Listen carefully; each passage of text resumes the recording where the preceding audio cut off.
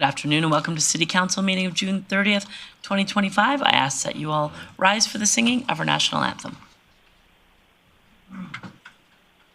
Oh, Canada, our home and native land, true patriot love in all of us command. With flowing hearts we see thee rise, the true north strong and free. From far and wide, oh Canada, we stand on guard for thee. God, keep our land glorious and free. Oh Canada, we stand on guard for thee. Oh, Canada, we stand on guard for thee.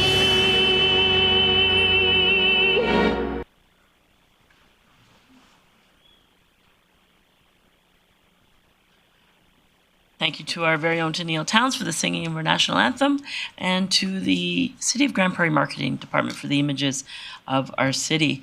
I'll now move on and take the opportunity to read our land acknowledgement. The city respectfully acknowledges the Beaver, Cree, Dene, and Métis people as the original caretakers of these lands and surrounding areas. We are grateful to live, learn, work, and play on Treaty 8 territory within Turtle Island, and acknowledge these lands have been home to diverse and sovereign First Nations and Inuit nations since time immemorial. Now move to the adoption of the previous council minutes, recognizing Councillor Berg. Thank you, Mayor Clayton. I'd like to move council adopt the minutes of the City Council meeting held June 16th as presented. Thanks for that, Councillor Berg. That motion is in order. Seeing no one else in the queue, I'll call the question. Please vote. Councillor Plott in favour. And that carries unanimously. Moving on to today's adoption of today's agenda, recognizing Councillor O'Toole. Thank you, Mayor Clayton. I move the council adopt the agenda as presented. Thanks for that, Councillor O'Toole. That motion is in order. Seeing no one in the queue, call the question. Please vote.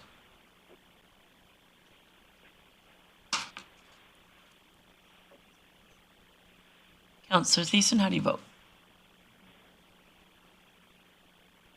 And that carries unanimously.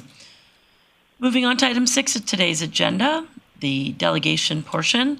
Just a reminder for those who may be watching at home, delegations are allowed and permitted and encouraged at the 3 p.m. session. When we are having an evening session, which we're not today, there is also an opportunity at 6 p.m. Today we had 2 groups let us know ahead of time that they plan to come. If you do want to speak to council, the form is online. It's relatively simple. We just ask that you fill out that form ahead of time, and so that we're aware of who's coming. First on today's agenda, the Prairie Gallery Society, and I'll call and ask the 2 representatives to come forward. Once you're situated, your mics are on, just pull them a little closer to you. They're not attached to the table. Take 5 minutes to present to council, and then I'll open it up for council. They may have some questions for you. Thanks and welcome, and if you could, once you're ready, just introduce yourselves.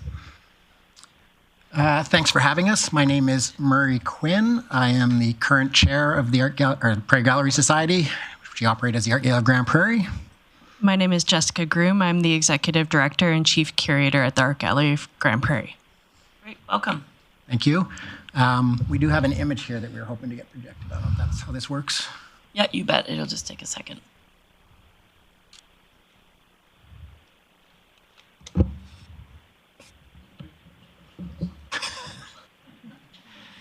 Are you saying it's a 100% chance? No, 50. Just give us one moment.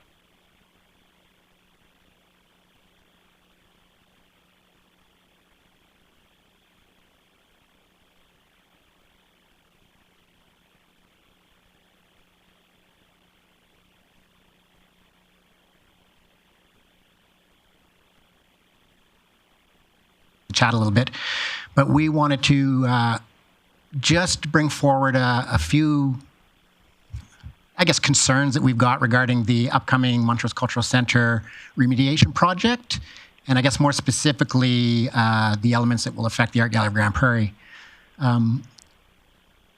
We fully appreciate the issues that are affecting that building. We appreciate the City Council has approved, I believe at your last meeting, the funding to go forward with the tendering on this. And in no way, shape, or form are we looking to derail anything along those lines. I think our disappointment in this whole process has been how excluded we have been from it. Personally, and maybe Jessica's had a similar experience, we've heard whispering, we've heard comments, we've heard different things over the last year and a half about what a horrible building that is, and it's literally going to fall to the ground, and oh my God, we're going to have to spend all this money on it, and we're kind of like, what? We don't even know what's going on, other than a few obvious things like the leaky roof in one section. And it only really became clear to us, well, I'll say in the last 6 weeks, maybe 2 months, what the scope of work that was going to be done within the gallery component of the building. I know there's a lot going on in the entire facility, but we're concerned with the gallery component. I was very involved in the committee, City of Grande Prairie Committee, which was responsible for getting, especially the second phase, the post-collapse building built. I got to know the architect extremely well and continue to know him very well. Have been immensely proud of this building, immensely proud of the community that came together to make sure the building got built, and have, as some of you may be aware, have pretty strong feelings about this building and what it means to the community and how lucky we are to have it. So at the point where we finally were able to get some clarification about what was being proposed, a few things came to light. And I'm going to preface everything by saying I'm not a construction person, I'm not an engineer, I'm not an architect. But some of the interventions which were being mentioned just struck me as shocking. And I made a decision because I thought it was the right, I know it was the right thing to do. I reached out to the project architect, the person that designed the building, the person that's probably most familiar with it, just to bounce a couple of the things that struck me as odd. And I think that you all have been circulated the response which came back, which gave me greater concern. So the right thing to do, obviously, is to share that information with the appropriate people at the city, which I did, and expecting like a pleasant conversation. But it was made pretty clear that my decision to talk to the architect was not welcome, not happy about that, and in no way, shape, or form was the city or at least the people involved in this project, interested in anything he had to say. So, okay, that is what it is. I left that meeting with a string of profanity. Pretty horrified, but that's the sort of response I would get. Nobody knows that building better than Martin Barron. So the reason I've got the picture up there, because it's such a beautiful building, but I just think that everybody should be aware of what some of what's being proposed here is. So everything that you see above the brick facade, the heritage building facade, all of that opaque glass, and it wraps down both sides of the building as well as the clear glass above it. And I hope I'm correct in saying this, but we weren't shared a lot of information. That's all being removed. And it's being not just removed, it's being thrown away, or I guess it could be salvaged by somebody. And the reasons for that were shared. But the response that I got from the person that designed the building is that they're just misunderstanding what's going on there. Also, and at no charge, and it's, he was happy to do it, Mr. Barron also provided some insights into what could be investigated before it went to that stage where you're literally tearing the front of that building off and replacing it. Little comments like some of it won't be glass again, some of it will be siding, this and that.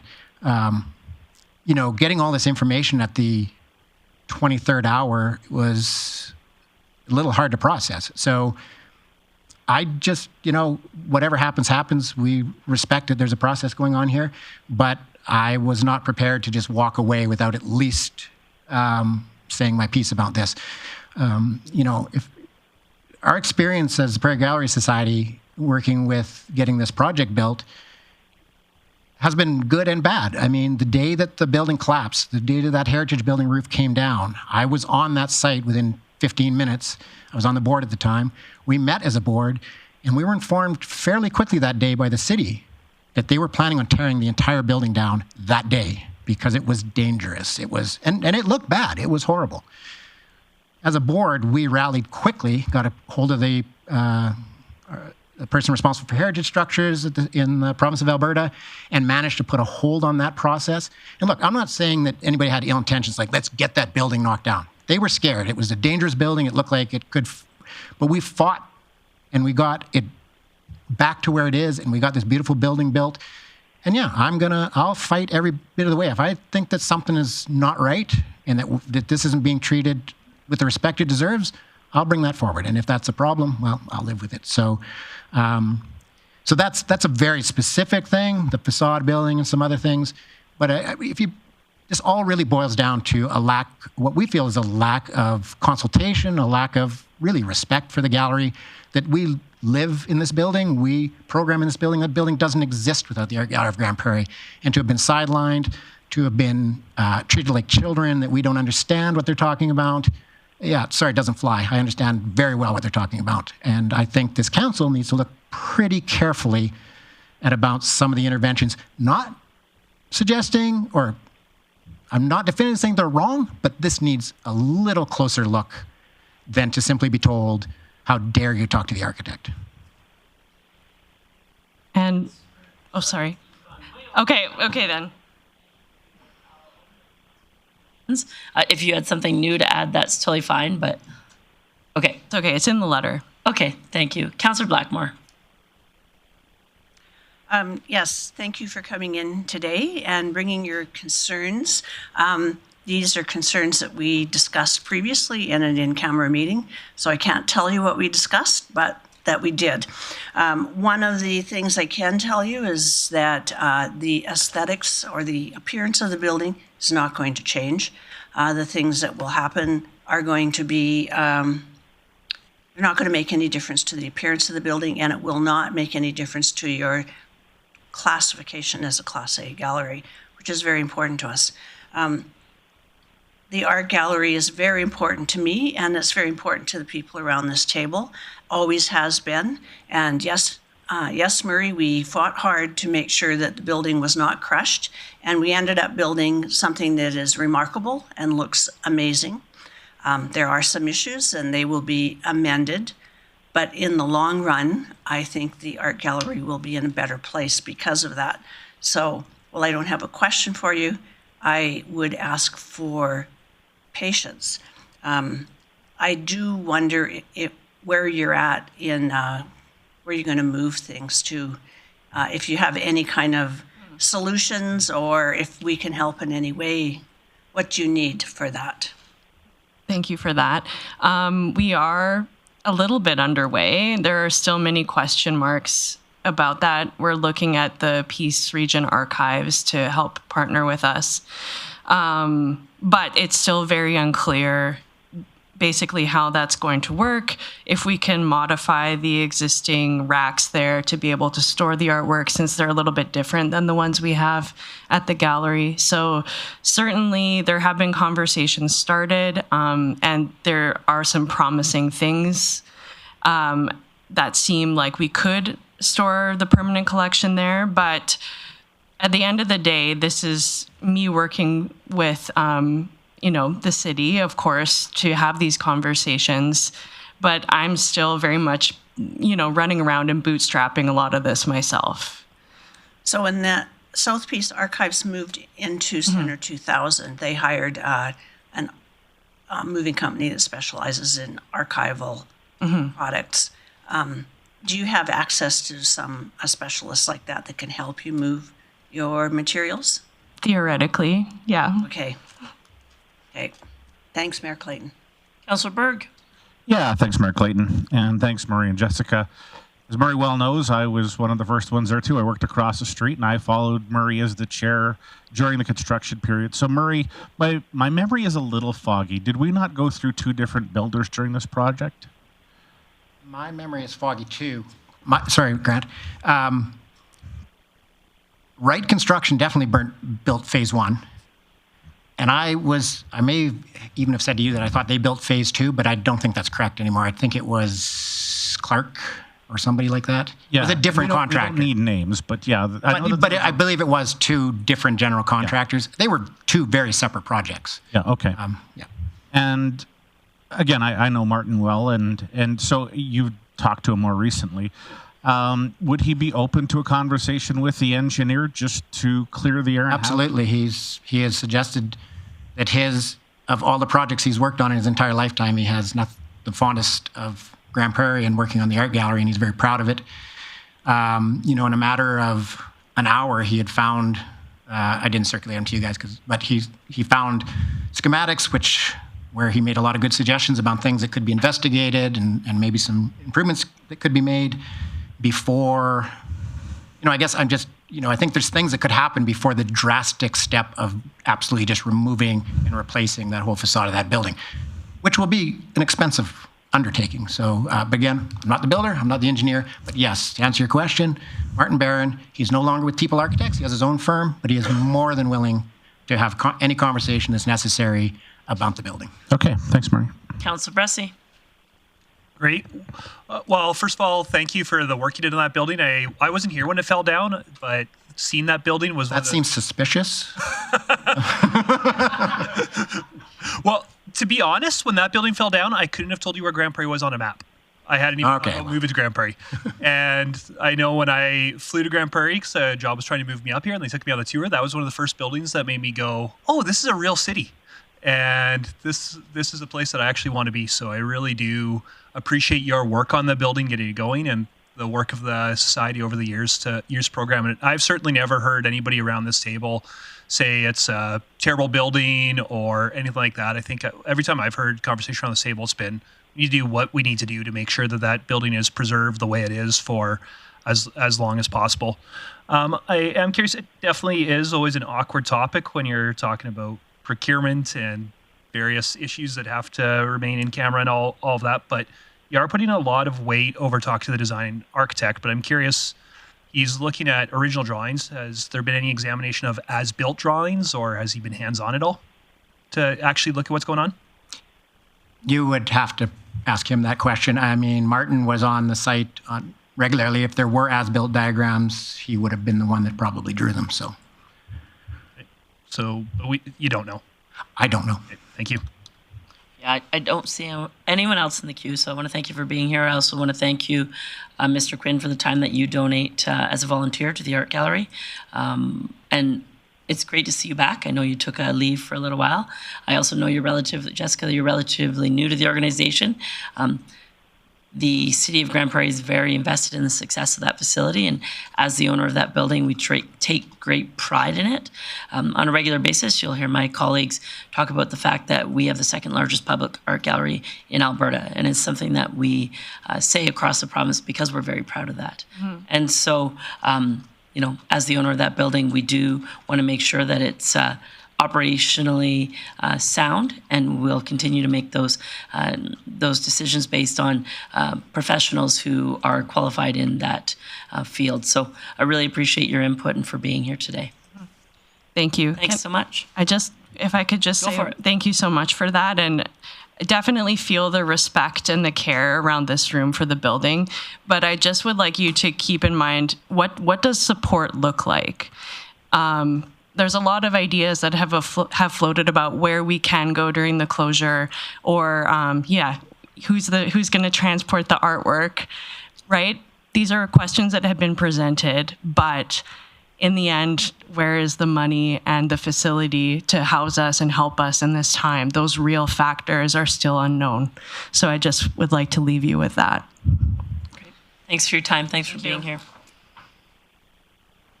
All right, our second delegation on today's agenda is item 6.2, Mr. Brooks Hoffos. Mr. Hoffos, if you same thing, want to come up, take 5 minutes to address council. Council may have questions for you.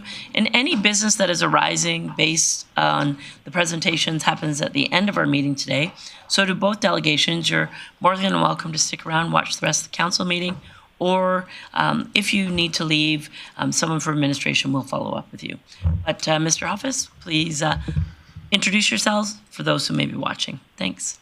Is this on? Okay. It is. So bear with me, you guys. I hate public speaking. I'm dyslexic. My hands are sweating. My mouth's dry. So. No need to worry. All right. So I just put together, we've had 310 people that we've submitted about this bunny situation. There's actually another 300 that we weren't able to gather the paper in time. I've tried to just put everybody's thoughts and ideas together onto this. So I'll read it and let me know what you guys think. Okay, so Mayor, Council. I'm here on behalf of the many residents who genuinely love the bunnies in our community, the ones hopping through our neighborhood, bringing joy to our kids, our seniors, and everyone in between. For many of us, seeing them adds a little unexpected magic to the day, a small moment of connection to nature that brings smiles, calm, and happiness. There's been a lot of fear-driven talk, exaggerated claims, and worst-case scenarios, and it's painted a picture that simply doesn't reflect how a large part of the community feels. We believe these bunnies have become part of our shared environment, a part of many of us value and enjoy. Some of the concerns being raised lately, like wildlife supposedly moving into the heart of the city because of the bunnies, feel disconnected from reality. The truth is, animals like deer, owls, foxes, coyotes have always lived along the creek corridors and forested edges. It's part of what makes our city unique and beautiful. Living beside natural spaces means sometimes seeing wildlife, and that's not new, nor is it a crisis. Claims have also been made about the rabbits damaging foundations or spreading disease. But those concerns don't align with what's commonly understood about rabbits' behavior. Rabbits tend to burrow in soft soil under sheds, decks, or bushes, not through concrete foundations. There's no credible evidence that rabbits are causing structural damage to our homes in our area. While some small holes may appear near sheds or along home edges, these are typically surface-level burrows in soft ground, not signs of structural damage. Rabbits don't dig deep or aggressively enough to threaten concrete foundations, and these shallow spots can usually be filled or deterred with simple garden solutions. As for health concerns, rabbits are not carriers of rabies and pose very low risk to humans. Their outdoor urine isn't known to be harmful, especially compared to pesticides, fertilizers, or even dog urine. In fact, unlike some pests, rabbits are not aggressive and tend to avoid humans.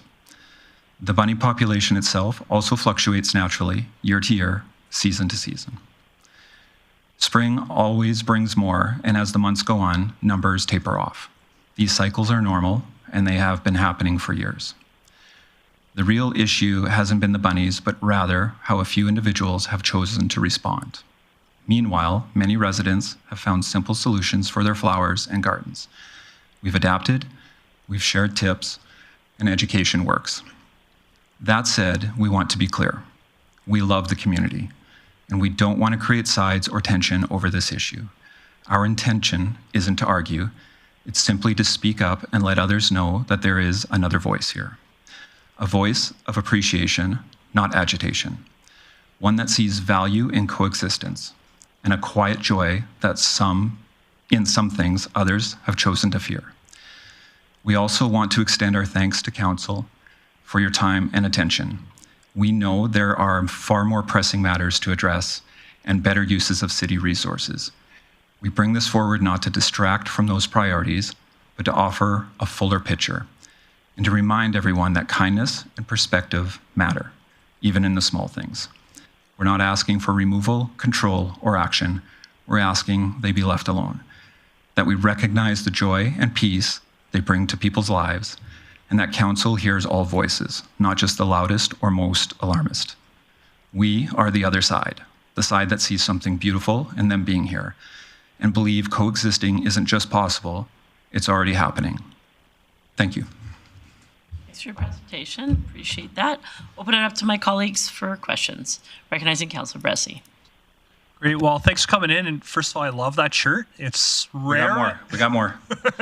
It's rare I see a shirt with a political message that I say, I want to buy that shirt. Yeah. I love that shirt. I guess for me, I really do love the Bunnies too. It's the one neighborhood that I'd maybe sell my house to move into in all of the city, and I am in the neighborhood at least once, twice a week in the summer on the disc golf course, and always love when I come around the corner on hole 16 and see a couple bunnies there. I definitely, personally, I don't think they're a problem right now. I get why people are annoyed. I'd be annoyed too with some of those pictures in my garden, but annoyances are one thing and a problem's a different thing. That being said, one thing I do often when new issues come up here is talk to councillors in other communities that I know have faced this. And I have talked to councillors in other communities who a conversation started out like this, and sometimes things just leveled out. The population of bunnies leveled out. Everybody eventually learned to live with them. They were happy. And a few times the population really took off out of nowhere and caused some issues, hit and miss. Some of them have seen issues with coyotes coming up into town in other communities, but that's been a very rare one. The bigger issue that got flagged with me was the population got so big that you had disease come through and wipe out the entire bunny population. And it wasn't fun to live through, kids seeing bunnies that were sick and dealing with the aftermath of that. And it meant that there were no bunnies left whatsoever at the end because the disease came through, and they thought that was a real loss. And so I'm really trying to figure out in terms of, I don't personally favor us doing anything right now other than saying, hey, don't feed bunnies on other people's lawns if they don't want you there, and that's not appropriate. Beyond that kind of messaging, I don't personally favor doing anything now, but I have started thinking, well, is there a point where I would be in favor of doing something, not just for the neighborhood, but also for the potential health of the rabbit population itself? I'm just kind of curious, what's your view? Is it truly just nature should take its course and whatever happens, happens? Or can you imagine a time in the future where you're going, hey, not that I want the city to come in and get rid of all of them, but I want something to be done. I'm just curious what your thoughts are. We live right in the heart of Swanhaven. We've loved it. This actually isn't, this year isn't as populated as some other years. So the fact that this is kind of coming up, we're not used to it. 2 years ago, it was even bigger. We'd walk around, we'd see quite a few more. Nobody's against the idea if it gets out of control and we want to see the health of the ecosystem. It's just we're not there yet. And so because it was brought up and one side was being portrayed, a whole bunch of people got together. I happened to administer I'm the administrator on the Facebook site. Everybody wanted their side to be heard. And that's the biggest reason why I'm here. I don't really want to give an answer to that because right now it doesn't seem like a problem, and it hasn't been. And this isn't a year where it's exploding where we've seen it in the past. It's actually, and we're already noticing it's starting to die off. I've talked to Fish and Wildlife, health, about different things. They've brought up, like as far as coyotes and other things, the fires that have happened have also pushed things in our direction. But again, I'd be speculating that that's also not my wheelhouse, and I don't want to assume anything. So. Well, awesome. Well, thanks for coming in. The one thing you said that I'd really disagree with is that this is maybe a distraction. I think obviously residents are thinking about this a lot, and I absolutely appreciate when residents share that. That's not a distraction at all. It helps us do our job. So thank you. Absolutely. Councillor Blackmore. Thank you, Mayor Clayton. Mr. Hoffos, you said that we're more formal here. Yeah, sorry. You said that you have been sharing information about what is truth and what is not truth with bunnies. And I don't want to make this into anything bigger than what it is. We had a whole bunch. The biggest reason for this is there's a larger community that felt like they were not being represented. And just because I happened to be on the site, I said, I can put something forward, hence the things. And I understand what you're saying. I've talked to a few people who've shared this information. I just don't want to share too much more and pretend that I understand more about it. Okay, that was not my question. Oh, sorry. I'm sorry. My question is, when you share information with people, are you encouraging them not to feed the bunnies at all, whether in their yard or not their yard? A couple of times walking through Swanhaven, I've noticed that people have put out lettuce on the sidewalks, and really we should be encouraging people not to be feeding wildlife at all, including feral bunnies. So I just hope that that's some message you pass along as well. Yes. Yes. Okay. I see no one else in the queue. Thank you for being here today. I really appreciate your time. Thank you, guys. Yeah.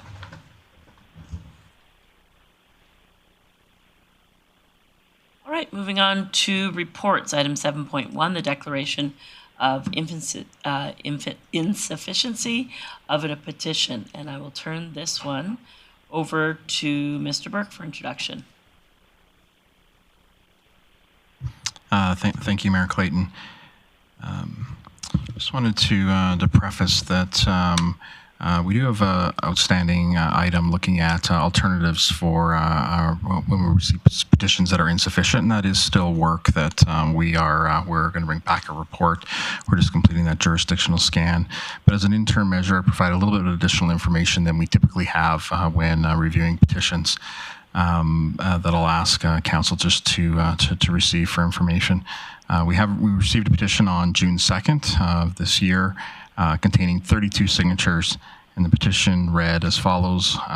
We, the undersigned, are giving our support to approach the City of Grande Prairie Council to address the ongoing feral rabbit issue in the Swanhaven area, the destruction of yards through eating, popping, peeing, and worst of all, digging. And then it goes on as included in the report.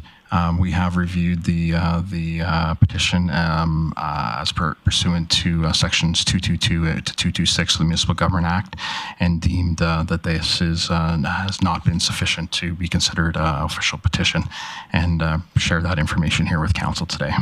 There is a declaration signed in your package as my obligation.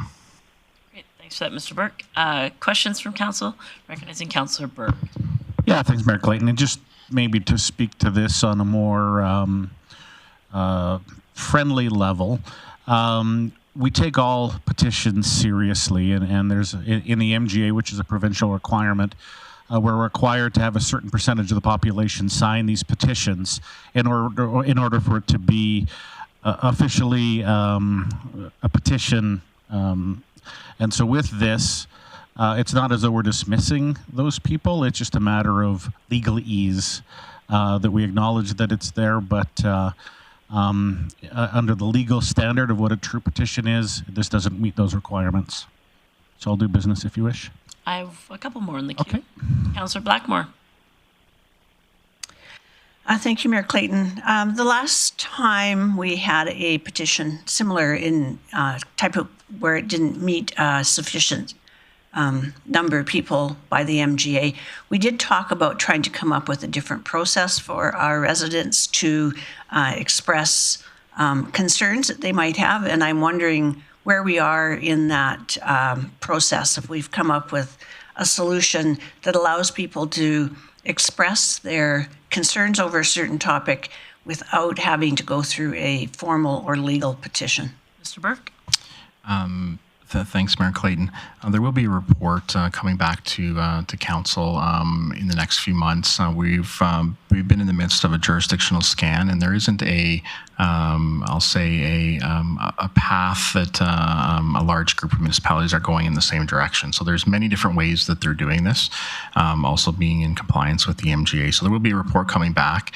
Essentially, it will end up being if encouraging the petition or correspondence will be a direction in how we communicate that through our website. The additional bit of information that we've seen others share and why I've included it today is at least informing council that there was a petition submitted and it had 32 signatures, and just showing council that there's a little bit more information that we can share pursuant to the MGA. But there will be a report coming back with those options. It'll mainly be a communications piece as opposed to creating some new process. But we want to make sure that we've got a good understanding what other municipalities are doing in the province. Okay. Councillor Thiessen. Yeah, thank you very much, Mayor Clayton, and thanks for the report, CEO Burke.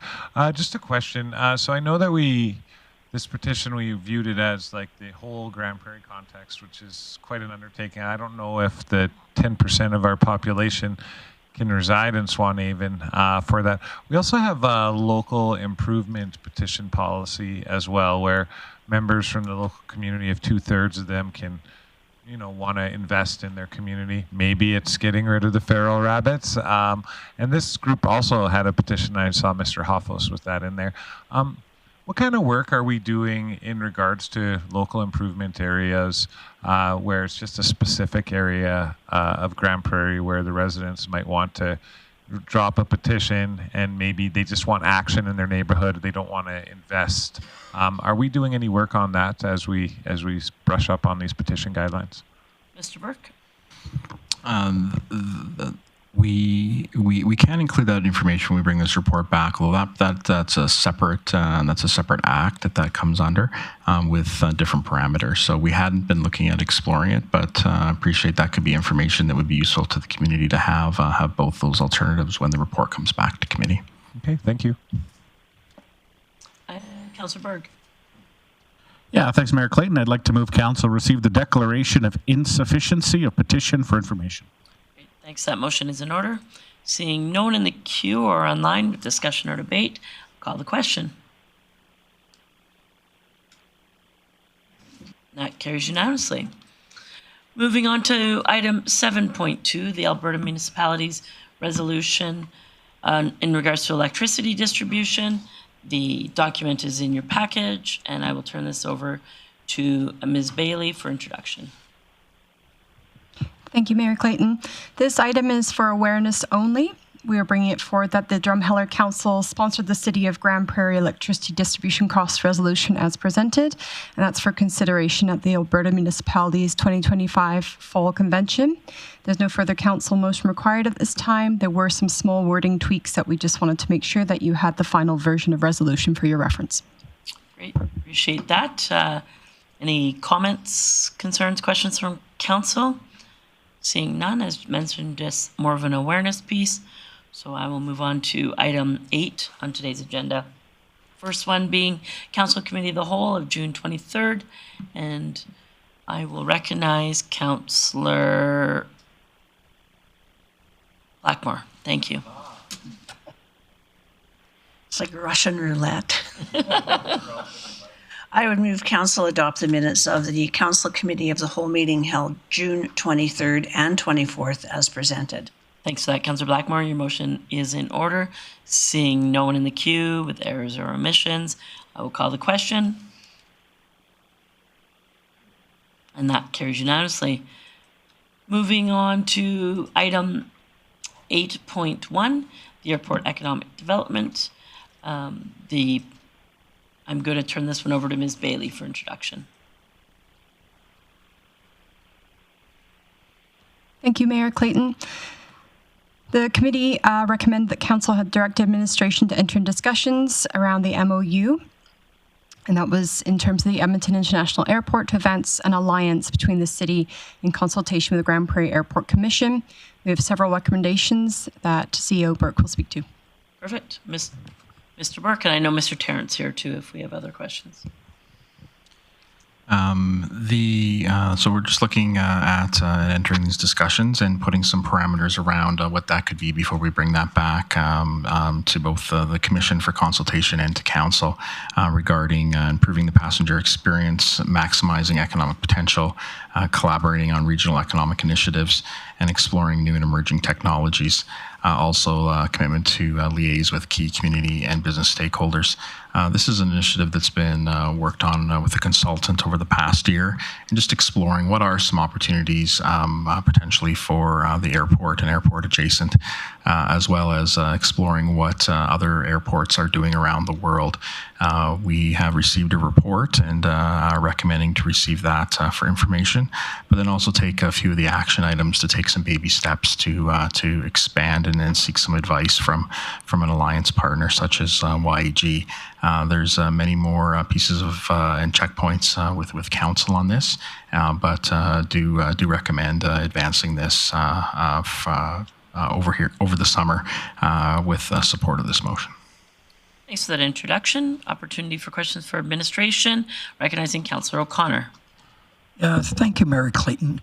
Just for administration, I'm just wondering, are you aware or have we done any steps to negotiate the operation of the airport by another service at this point? Mr. Burke? Thank you, Mayor Clayton. The direction received to date was to explore opportunities and to regarding the airport. There has been no commitment or no discussion to enter into negotiations around the operations. That would be a separate directive and would look to further processes if we were to go down that route. If it was specifically around operations and council gave that direction, we would look at what the appropriate process, either under procurement or possibly under the MGA, considering if it was some different kind of partnership or relationship. So to date, we have not received that direction. We've received interest in exploring some conversations, and this MOU would advance that in consultation with the Airport Commission. You had a follow-up, Councillor O'Connor? I'll do business whenever you need if there's nobody else. No, I got a few more in the queue. Councillor Plott. Thanks, Mayor Clayton. I guess my question for this is, and I mean, if this is a path the city's wanting to look at going down, I just want to confirm, has the city done any consultation at this point with any public stakeholders or anybody, or has it all just been led by the consultants? Mr. Burke? So the work to date did explore dealing with different sectors through the consultant on what are some of the high level possibilities.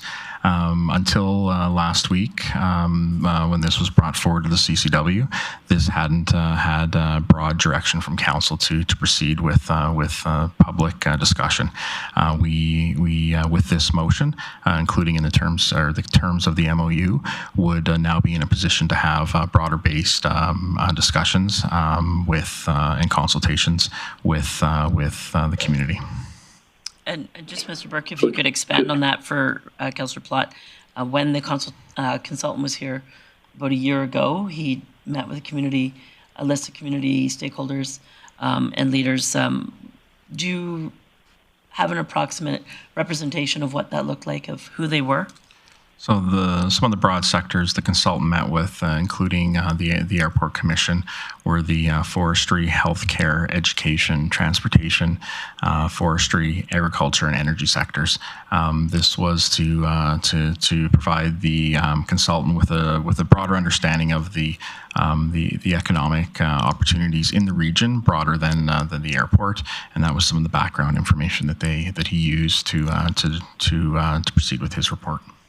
Councillor Plott, did you have something else? Okay, if I could just follow up on that, I'm just curious. What I understand, the consultant with our CEO and our chair of our Airport Commission met about a year ago just to kind of get the ball rolling. And then about 7 business days ago, our commission with the consultant and council met. And now this is moving forward to here. And I keep hearing this crawl, walk. We're barely getting to the table. But would there be any risk of us pausing this and tabling this for a couple of weeks till our council actually met with our commission and our local CEO to have a further conversation? And the reason I ask that is, appreciate about a consultant's perspective right now. We've selected as council members, we've handpicked community leaders and business leaders to be on that commission. And I guess for me, I'm hearing a lot of concerns, and I would love to have the feedback from our commission before we start going into an MOU ratification. Appreciate it's just the start of a conversation, but I guess my question to the city manager is, would there be any big risk for the city if we were to pause this for a couple of weeks so we actually had a good meeting with our commission to get their feedback and their comments? Mr. Burke? Thanks, Mayor Clayton. I would leave that for council's direction. Included in the motion is direction to specifically consult with the commission. Passing that motion would do as you suggest and meet with them. But if there was other direction, that would be the will of council.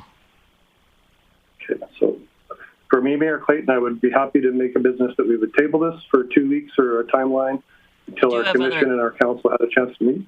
I'm happy to come to you. I'm happy to come back to do business and make a motion to table.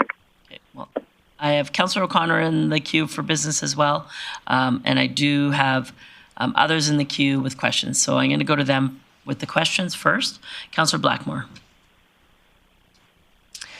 The question I had was touched on by Councillor Plott, which is in the recommended verbiage of the motion, it says that an alliance between the city, YEG, in consultation with the Grande Prairie Airport Commission. And I'm wondering if our CAO could give me an idea of what in consultation with the commission means, how he sees that rolling out. Mr. Burke? Thanks, Mayor Clayton. Happy to take further direction from council, but what's envisioned is for us to prepare a straw dog document based on just the terms that are here. An MOU is a high level, so this indicates non-binding agreement to have some discussions. Our current path is to prepare that in an MOU format, and then and then to have that discussion with the commission before that's signed off, whether that's through our commission members or through a council commission meeting. I'd be open to either suggestion, but before we got to a final signed agreement, that we would have that engagement with the commission. Okay, thank you. Councillor O'Toole. Thank you very much, Mayor Clayton. I just want to recall, I've been to just about every meeting that they've had here with this group, and I don't recall ever voting on anything, correct? We never made any commitments at all, just a verbal forward, let's keep moving on. Like, we didn't commit ourselves at this point. Today would be the day we would commit, right? There's been no direction provided other than council in their budget did fund the consultant. However, there's been no direction other than the motion that's currently recommended from council committee. Okay. And I knew that was the answer, but at the bottom there it says to liaison with key community and business stakeholders to understand market demands and potential growth opportunities.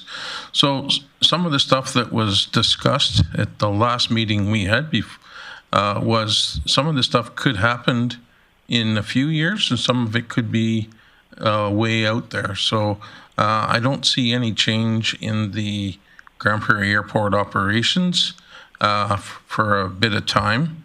And I don't think there's any threat to any employees or any operations this is going to possibly enhance the way we do business in Grande Prairie.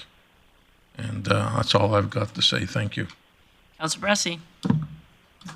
Great, thank you. And I just want to be crystal clear on process from here on out. So if we give this motion, there'll be discussion with us, the Airport Commission, YEG, about what a memorandum of understanding could look like, but there'll have to be another council motion in a public meeting like this to approve that, right? That we're not giving directions to sign it.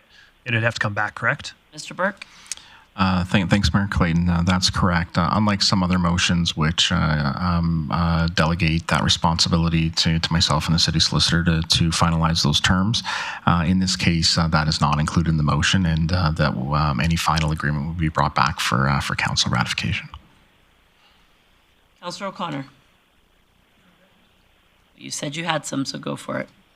Okay.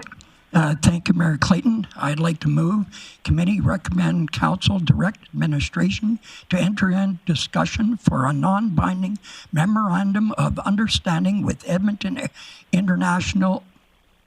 Just changed. Okay. We'll start again.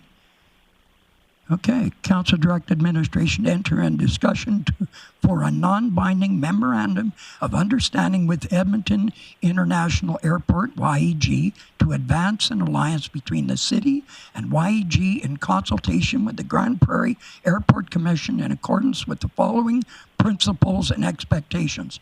1, city retains full ownership of the Grande Prairie Airport, and the alliance is mandated to improve the passenger experience by exploring opportunities for economic corridor development, maximize the economic potential of the GPA by optimizing potential development and real estate opportunities, and collaborate on regional economic development initiatives supporting the city's efforts to grow and expand a diversified commercial and industrial base, and explore the new and emerging technologies and processes to improve and streamline GPA operations, and liaise with key community and business stakeholders in understanding market demands of potential growth opportunities.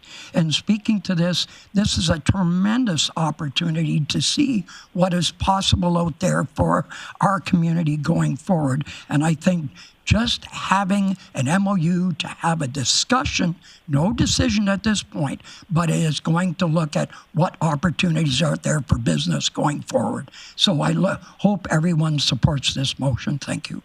Thanks for your motion. Your motion is in order. Councillor O'Connor, recognizing Councillor Palat. Thanks, Mayor Clayton. So I just want to understand this process. So I'm reading this right. We're going to consult with their airport commission, but are we going to consult with them after we've written an MOU and they're going to look at the verbiage, or are we going to actually sit down with them before any paper is drafted? Mr. Burke?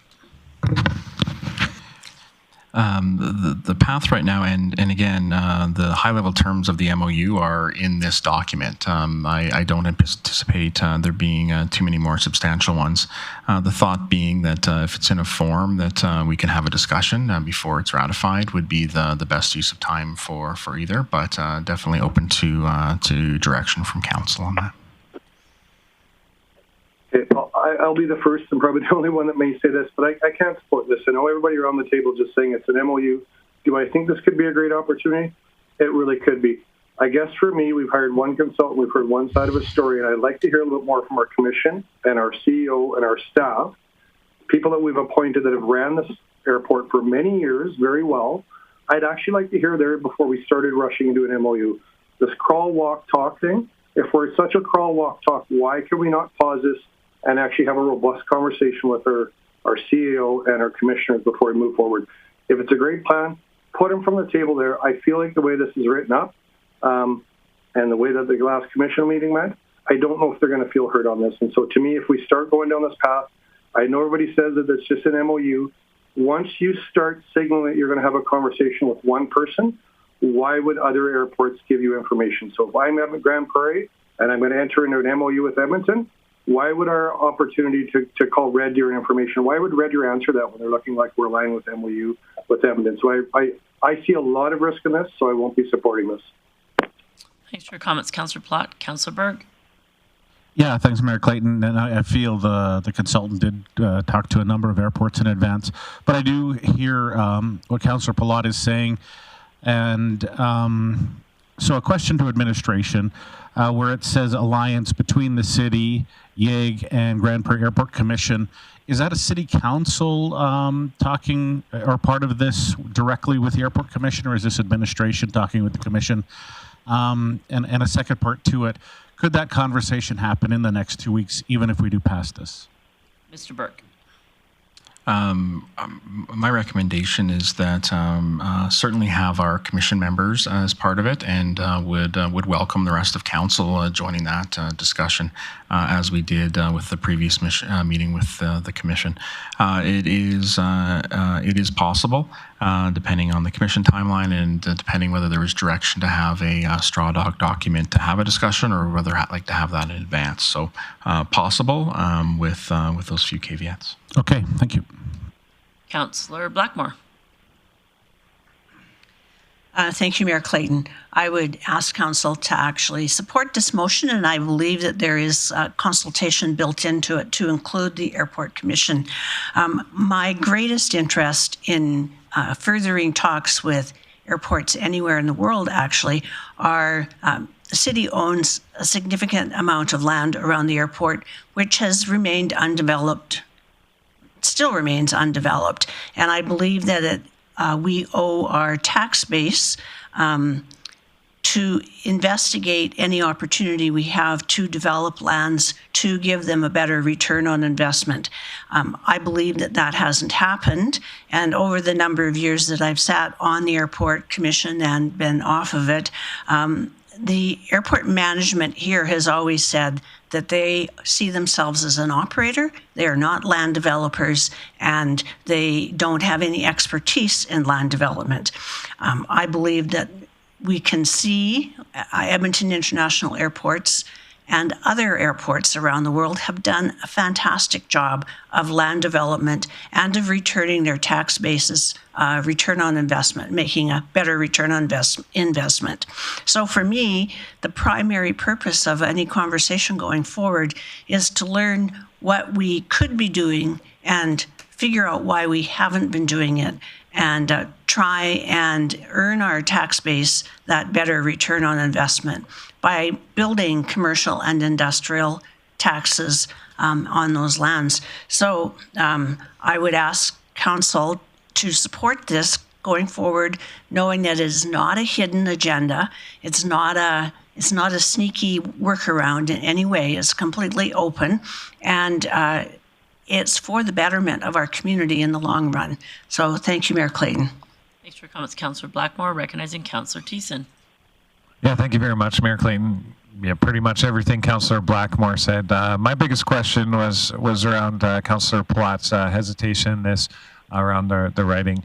And as it's already been mentioned by Councillor Blackmore, Councillor Berg, to me it comes with no assumption and there's no nebulous content, that it's very crystal clear that consultation will be done with our Grande Prairie Airport Commission throughout this process in developing the memorandum of understanding with YEG.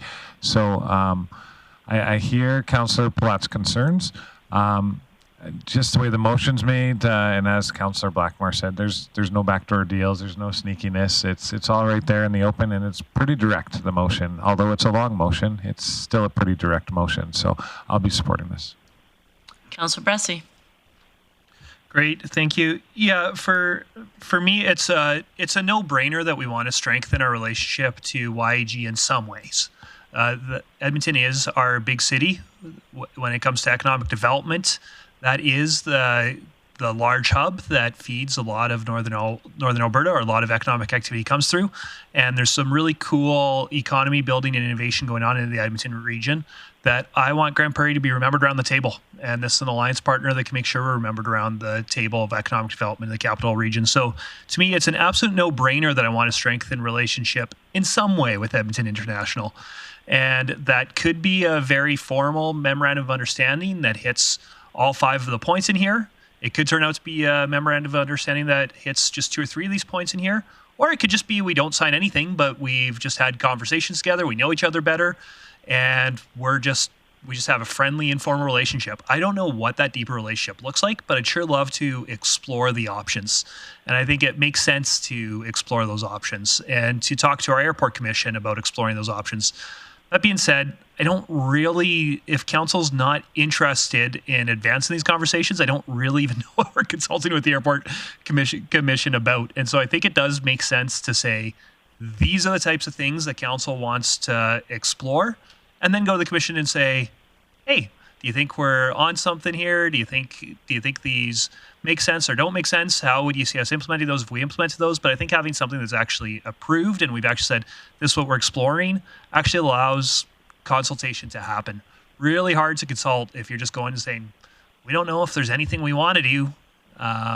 Yeah, we don't know why we're even at this table. But I think actually having something before us that says this is what we want to explore lets us have those good conversations with the commission. So I will be supporting this motion.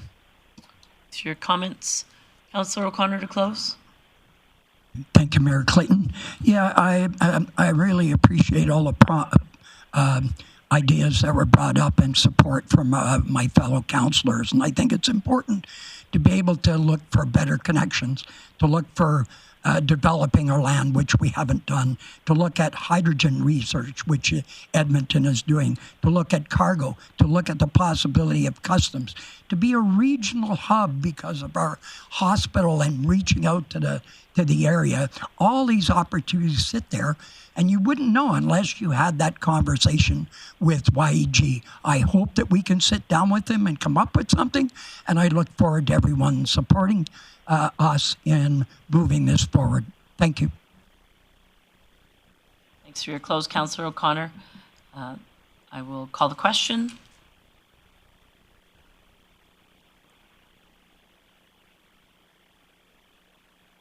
And that carries 7-1. Moving on to the next item of business, the Community Enhancement Funding, the Project Feasibility Review. This was a very lengthy conversation that happened at Council Committee of the Whole in regards to opportunities for Council to support initiatives around our community. As presented by administration, there was many initiatives presented. They are in your package. Happy to have somebody ask questions of administration if required, or go straight into business. But I recognize first Councillor Thiessen. Yeah, thank you very much, Mayor Clayton. Yeah, my intention is to go straight into business, as we did have lengthy discussions about each project individually. Some made it, and the rest got referred to budget here. So for that, I will move our first motion that Council approve Project 2 option. I want to say option 2. I know it says option 1 there, but there was an amendment, and if you look in our minutes, it's a bit. Maybe I should have. Yeah. Confusing. Want to come back to that one? Yeah, okay, I'll move the second one, because I'm pretty sure Councillor Blackmore amended that motion to option Project 1, option 2, or I'm not sure. All right. I'm going to check the minutes again. I move that Council approve Project 3, option 2, beautification of the triangle medium, bioswaled medium. And yeah, in case you missed it, this bioswaled medium is to address some of the snow runoff and the salt runoff that is that triangle meridian that enters right up towards our beautiful city center sign coming into the downtown. We've tried many things, artworks and other stuff, and we're hoping that maybe if we add this nice natural feature, not only will it look good, but it will also help prevent contaminants and other sediments from getting into the Bear Creek. So I hope Council will get behind this. Thank you. Thanks for that. That motion is in order. Councillor Berger, are you on something else or on this motion? Another. Okay. Any comments, questions, discussion, debate on the current motion? Seeing none, I'll call the question on the first motion.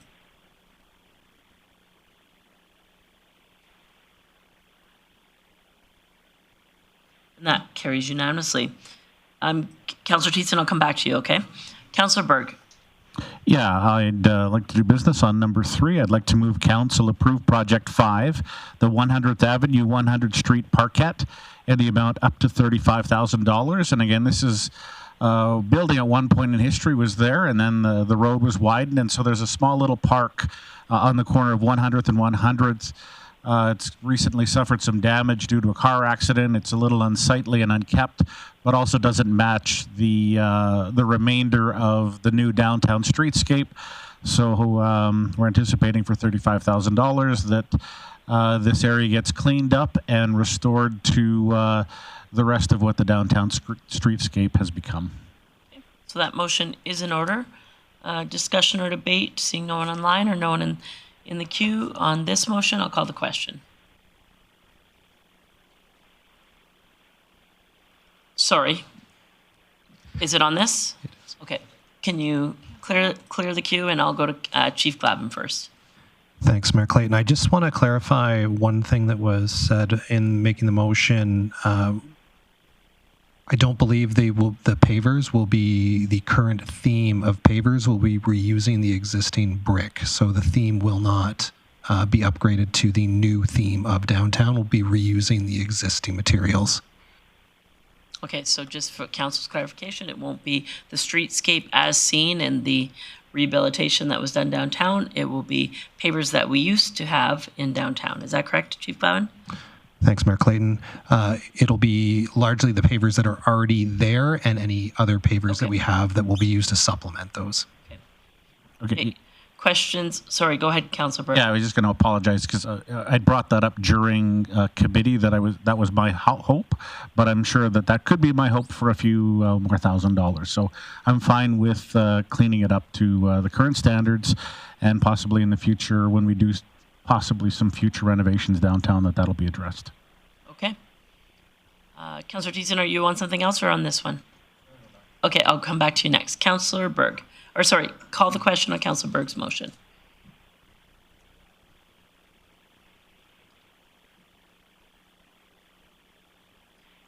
That carries unanimously. I'm going to go to Councillor Thiessen, and I do have a recollection of conversation in regards to option 1, however, being a combination of small and large. Is that maybe what you were thinking, Councillor Thiessen? Yeah, and I was going over the motions and the amendments, and I think at that point of the meeting, we all became arborists and park planners, and we thought what was best. And so there's a little bit of confusion there. In the end, the motion that did come forward was from Councillor Blackmore, as it's stated in here, to approve Project 2 Option 1, and that was the 3 large tree grows and the 1 small tree grove, and that's sort of where we settled at. And I'll make that motion as it stands. Okay. Yeah. So discussion or debate on that. Councillor Blackmore, you on this or another one? Go for it. It was actually Councillor Berg that made this motion. Oh, it says I'm looking at the minutes. I'm looking at the minutes, and it says Councillor Berg. But anyway, and I did vote against the motion because I didn't like the version that we were voting for, but I totally support planting trees, and I think everybody here knows that I totally support planting trees. So I will support this motion now. I too will support this, although I would appreciate seeing more trees. We know that through some other granting and other initiatives, we will see additional trees planted this fall. Driving down Resources the other day, I've seen some of the small trees that are planted, and we live in a windy city, and those small trees are going to struggle to grow at a speed that the larger trees will grow at. So I will support this. I'm just going to double check. Councillor Berg, you're still in the queue, or Blackmore, sorry, you're still in the queue, but you're good. Councillor Berg on something else? Yeah, actually, I'll just make a comment on this. I was down in Edmonton about a month and a half ago, and unsolicited, when somebody found out I was from Grande Prairie, she flies up regularly to do work, and actually made a comment on how she's really liking all the trees that we're planting and how much better the city looks. Again, totally unsolicited, but to a regular traveler here, they're noticing the difference. Thanks for that. Councillor Thiessen, do you wish to close, or are you good? Yeah, actually, you know what? I'm not here. I'm not going to close, but just for the public's information, these tree grows will go closer towards our, I guess, north entrance side along 100th Street coming into the city on the east and west side, with the large tree, one of the large tree grows being front of Cedar Point. That's all. Thank you. Perfect. Thanks, Councillor Thiessen. So I'll call the question on that motion.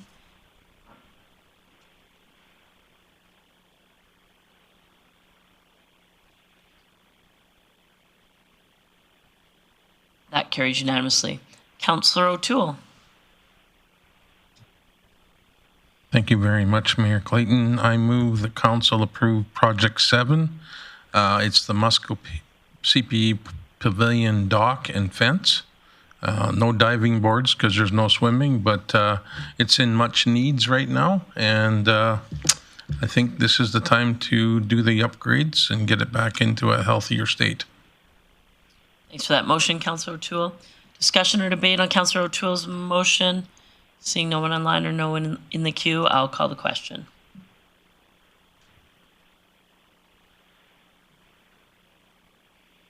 And that carries unanimously. Go ahead, Councillor Blackmore.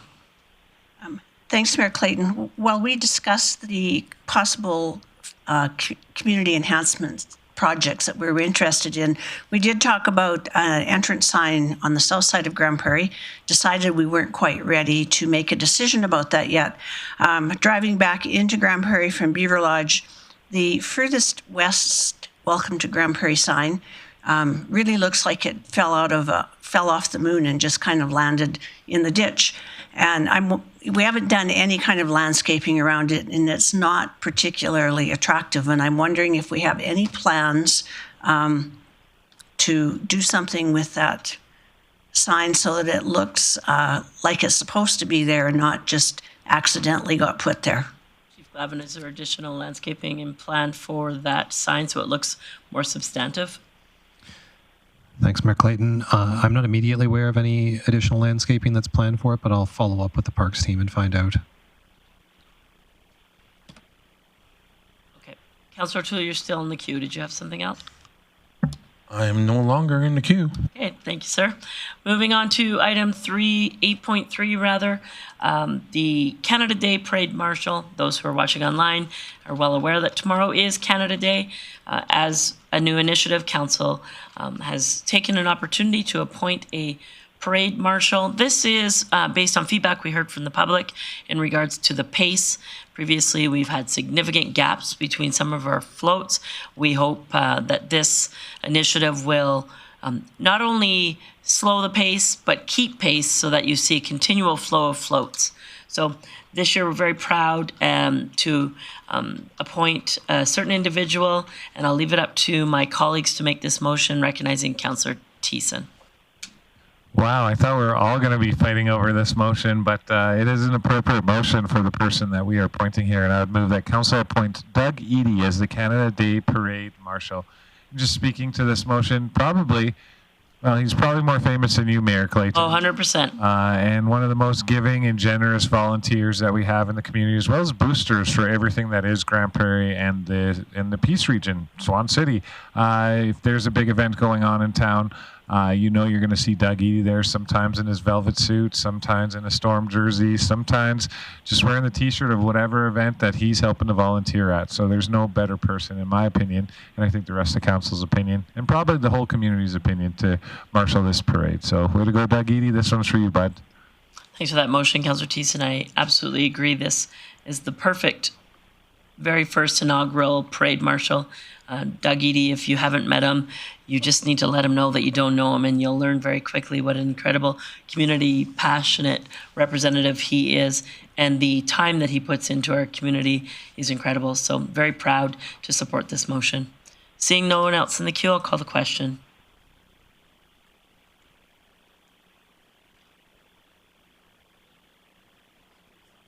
And that carries unanimously. Moving on to item 8.4. This was also discussed at length at the Council Committee of the Whole. We do have Chief Gavin here. If there are additional questions, I will turn it over to Council for any business arising or administration questions, recognizing Councillor Thiessen. Wow, everybody's slow on the buttons here today. No, she gave me a long intro as well as every other member of council, but I would move that council approve $30,000 from the Future Expenditures Reserve to execute an environmental, geotechnical, and geophysical assessment of the Bear Paw driving range. And per the discussion that we had like in the public, this is an act that we need to do. Really, if we want to develop anything further, whether it's putting a new driving range up there and new poles, we don't understand fully what is happening underground there with some work that was done 50 years ago, probably even longer. So this is the right thing to do, and it will educate and inform council administration as to what else can happen moving forward. So before any other driving range discussions, this is the work that needs to get done. Thanks for that motion, Councillor Thiessen. Seeing no one else in the queue or no one online, I'll call the question.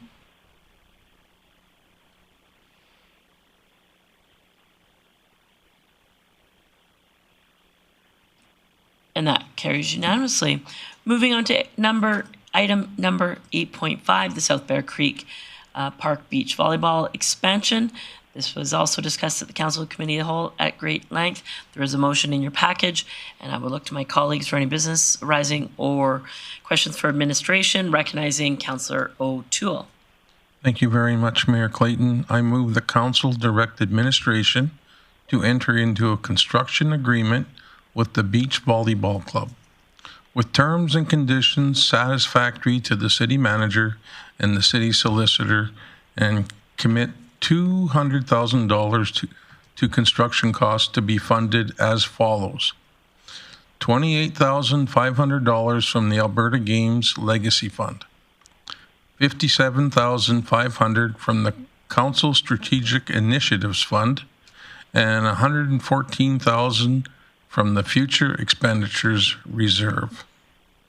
Thank you for that. That motion is in order. Opportunity for discussion, debate, questions for administration. I see no one in the queue and no one online, so I'll call Mr. Burke.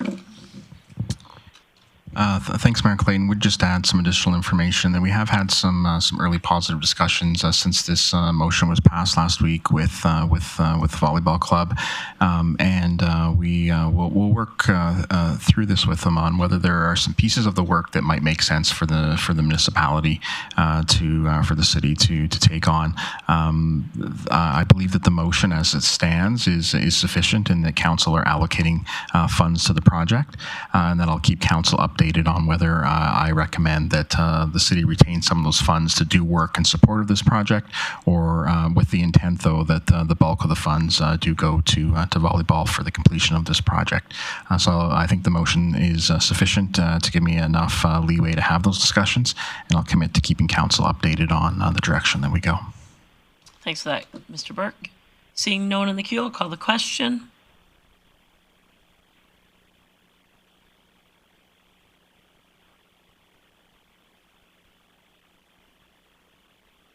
And that carries unanimously. Moving on to number 8.6.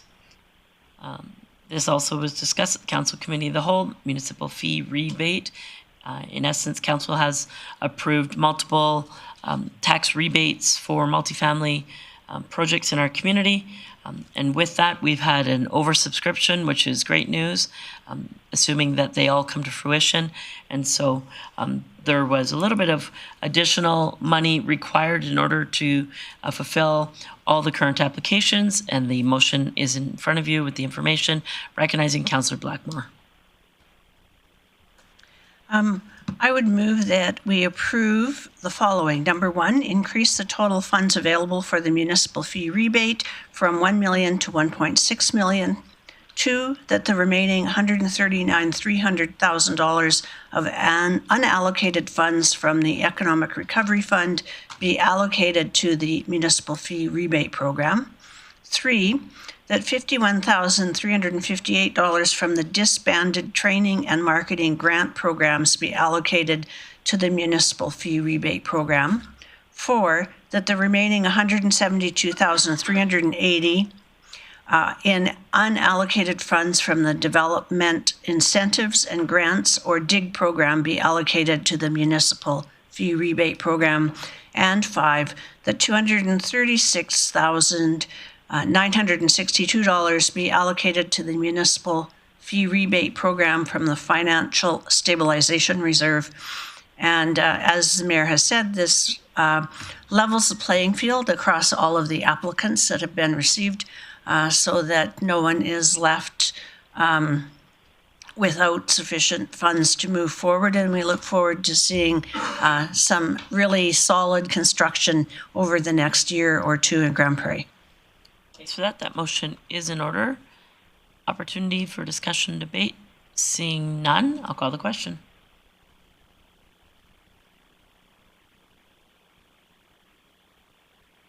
That carries unanimously. Now moving on to additional committee business.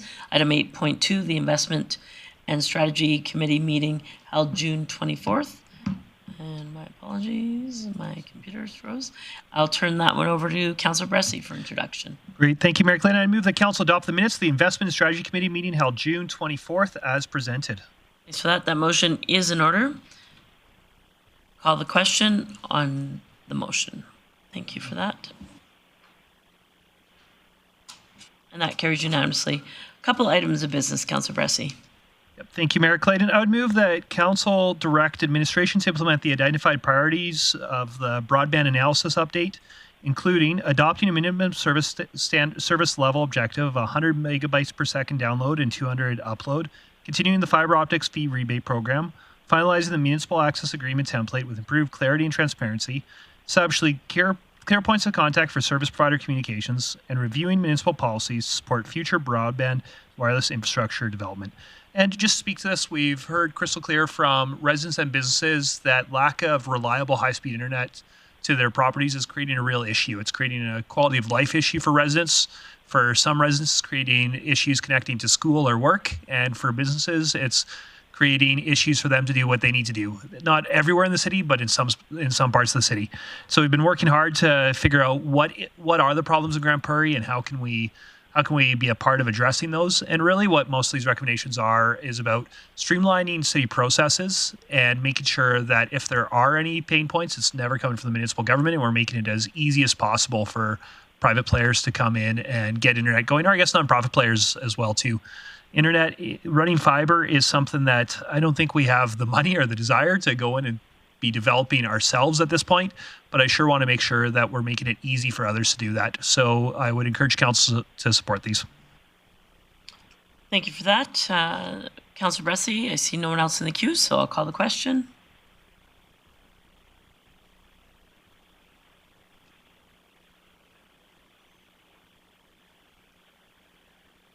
That carries unanimously. Councillor Bressie. Yeah, and I would move the council allocate the remaining $47,000 to the Richmond Industrial Strategy Capital Project to support the assessment and potential advancement of fiber infrastructure improvements within the areas. Just speak to this, we have set aside money specifically to enhance Richmond Industrial Park. We recently received a report about some of the great work that's gone on in terms of fixing up roads, planting trees, getting transit connectivity, etc. But also internet is an issue for parts of that park, and there might be small investments we can make that help private players or nonprofit players that want to get into there be more shovel ready towards projects. And so the recommendation of this is to have a little bit of funding set aside out of money that's already been put aside to enhance that neighborhood to potentially help get fiber there. Thanks for that, Councillor Bressie. That motion is in order. I don't see anyone in the queue or online, so I'll call the question.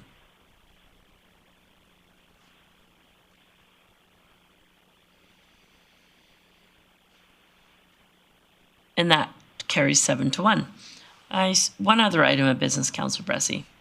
Thank you, Mayor Clayton. I would move that council support the request from the Grande Prairie Regional Tourism Association and allocate $20,000 from council's Strategic Initiatives Fund for development of an international business events attraction strategy. And just speak to this, the Grande Prairie Regional Tourism Association is hoping to work with community partners to attract more business-type conventions and conferences to the region. They've identified a pocket of funding that might go to helping attract those events, but to access it, they need to have a strategy. And they've got some funding even set aside to build that strategy, but they also require municipal participation from us in the county to get that funding to build that strategy. It's not just from us, but there also is a grant at stake here, so they've asked us to support them. Thanks for that motion, Councillor Bressie. Seeing no one in the queue, comments or concerns, I'll call the question.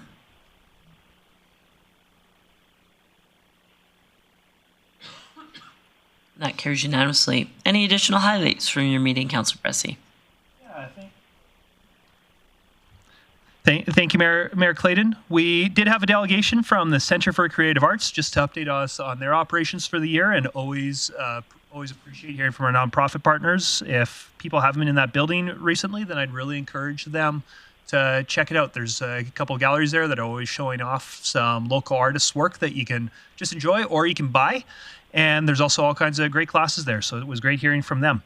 The other thing I want to highlight is we did, in the Chief Service Area update, we did hear about the Special Olympics, and planning's going well, but the community is still looking for some volunteers. Maybe this is rectified now, but last I heard, especially bocce officials, which means you can wield a tape measure, no other experience needed. So if anybody wants to be part of making what I think will be the most energetic, fun weekend of the summer in Grande Prairie happen, please do just Google Grande Prairie Special Olympics and put your hand up to volunteer. Great, thanks for that, Councillor Bressie. Moving on to item 8.3, the Financial and Administration Committee meeting held on June 24th. I'll turn this one over to Councillor Berg for introduction. Thank you, Mayor Clayton. I'd like to move council adopt the minutes of the Financial and Administrative Services Committee meeting held June 24th as presented. Thank you for that. That motion is in order. Seeing no one in the queue or online, I'll call the question.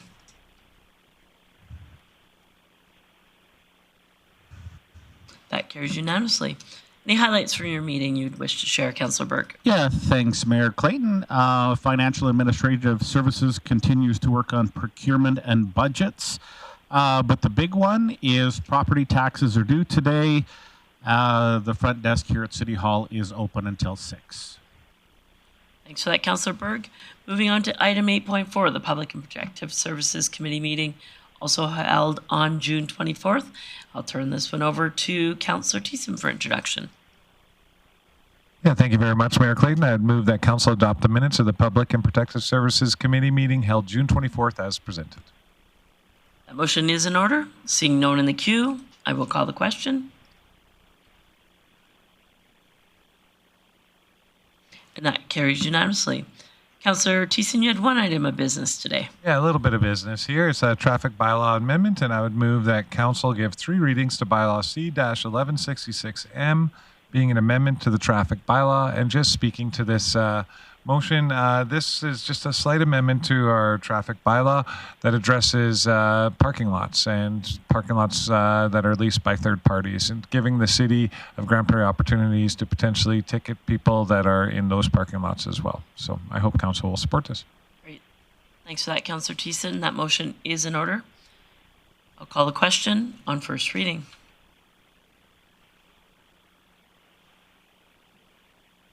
That carries unanimously. Councillor Thiessen.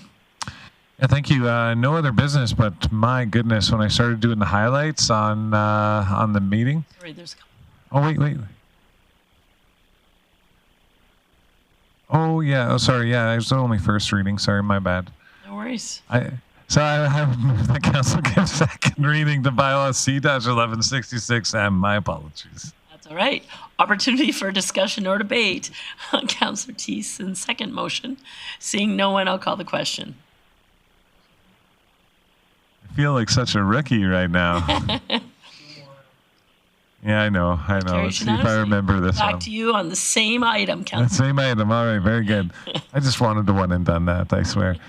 I would move that Council have third reading at this meeting. Thank you for that, Councillor Thiessen. In order for us to have third reading here today, this must pass unanimously.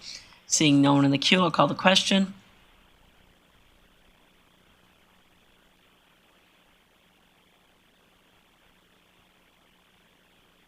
And that does pass unanimously, so I will go to Councillor Thiessen. Thank you very much. On the same item. Thank you very much, Mayor Clayton. I would move my final and third motion that Council give third reading to Bylaw C-1166M, being an amendment to the traffic bylaw. Perfect. Thank you for that. Seeing no one in the queue or online, I will call the question. Please vote. And that carries unanimously. Now, some highlights from your meeting, Councillor Thiessen. Yeah, and as I was saying earlier, like, it was such a good report by our interim chief, Ms. Cajolet, that everything is highlightable for me as I was reviewing it this weekend, but I'll preface a lot of it and shorten it up here. So in enforcement services, the bike patrols are out. So they will be riding around Muskasippi Park during Canada Day. So you guys better not get up to any untoward trouble out there. Enforcement services is in the city's green spaces and trail systems on bikes.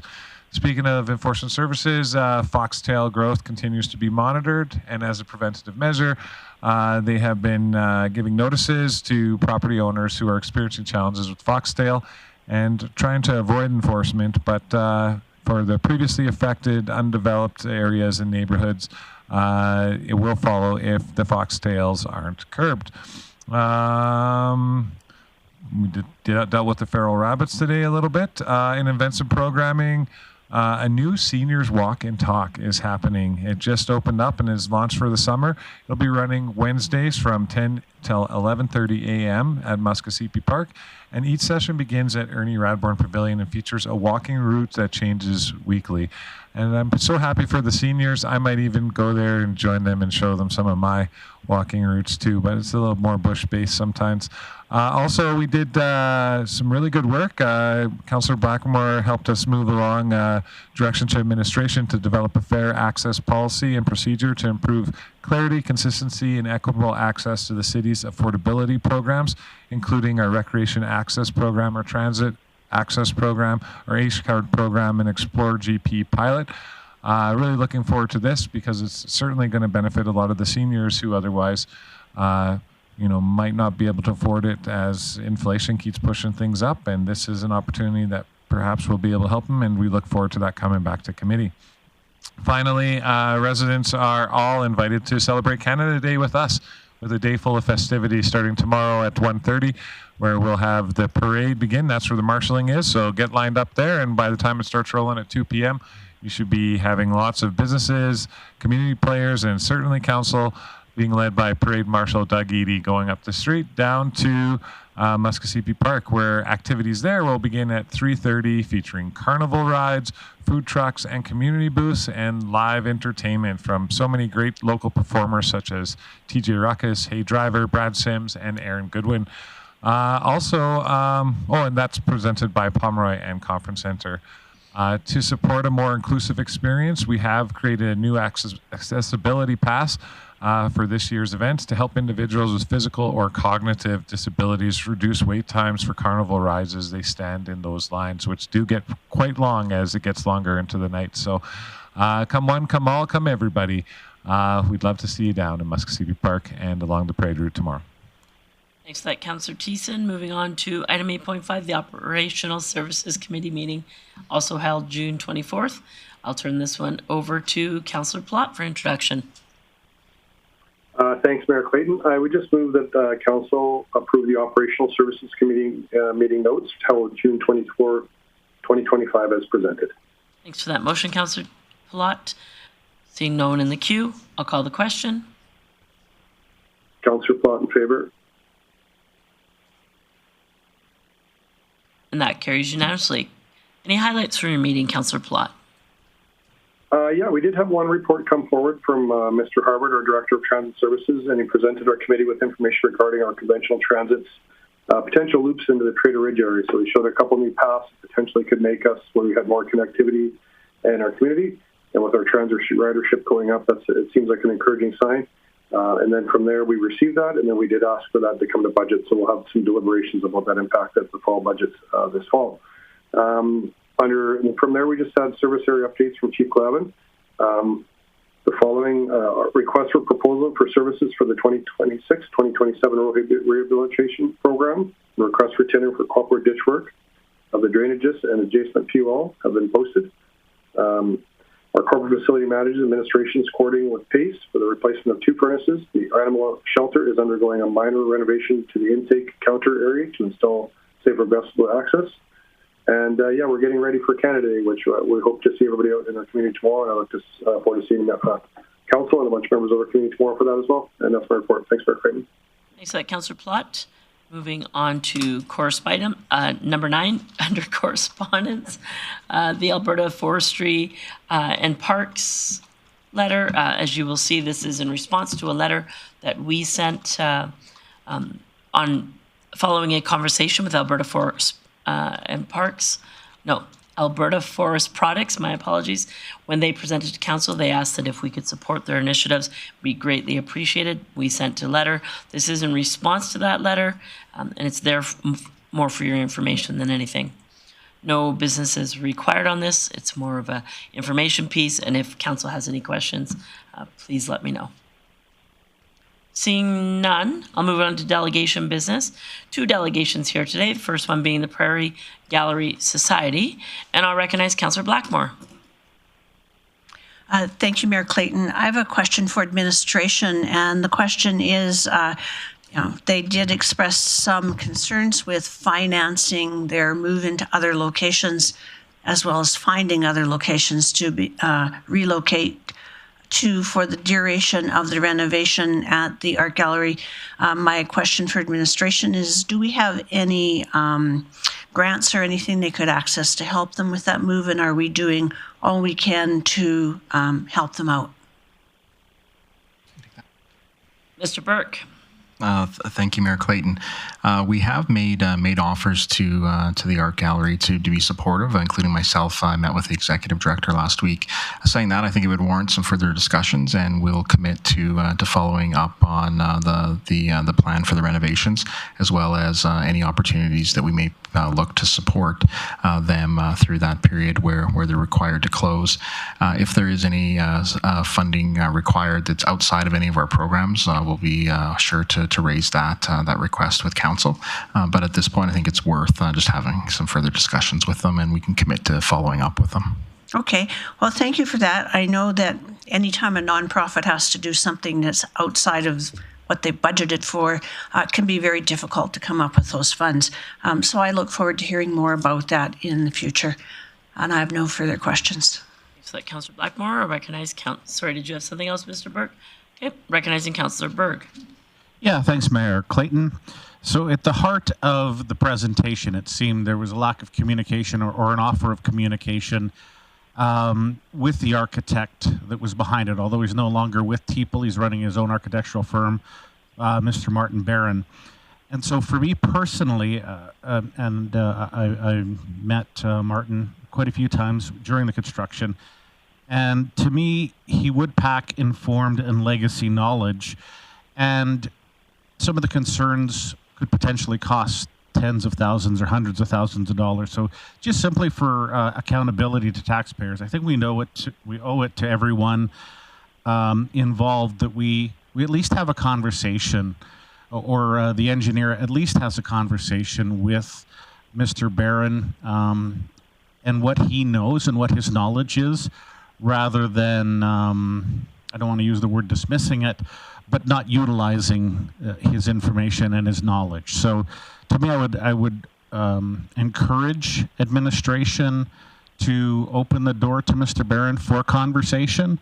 I don't know if I need a motion for that, but I would just encourage that conversation to happen. Okay.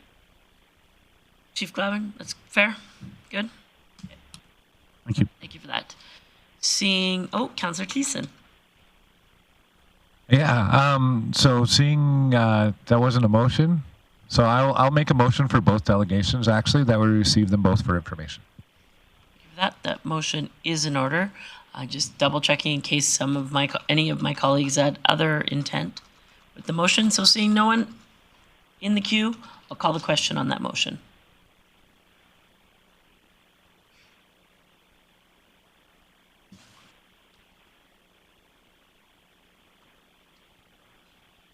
That carries unanimously. All right, so no notices of motion today. We aren't having a recess because we do not have an evening session. So I'm going to go straight to council member reports, and I'm going to start with Councillor O'Connor. Well, I'm shocked.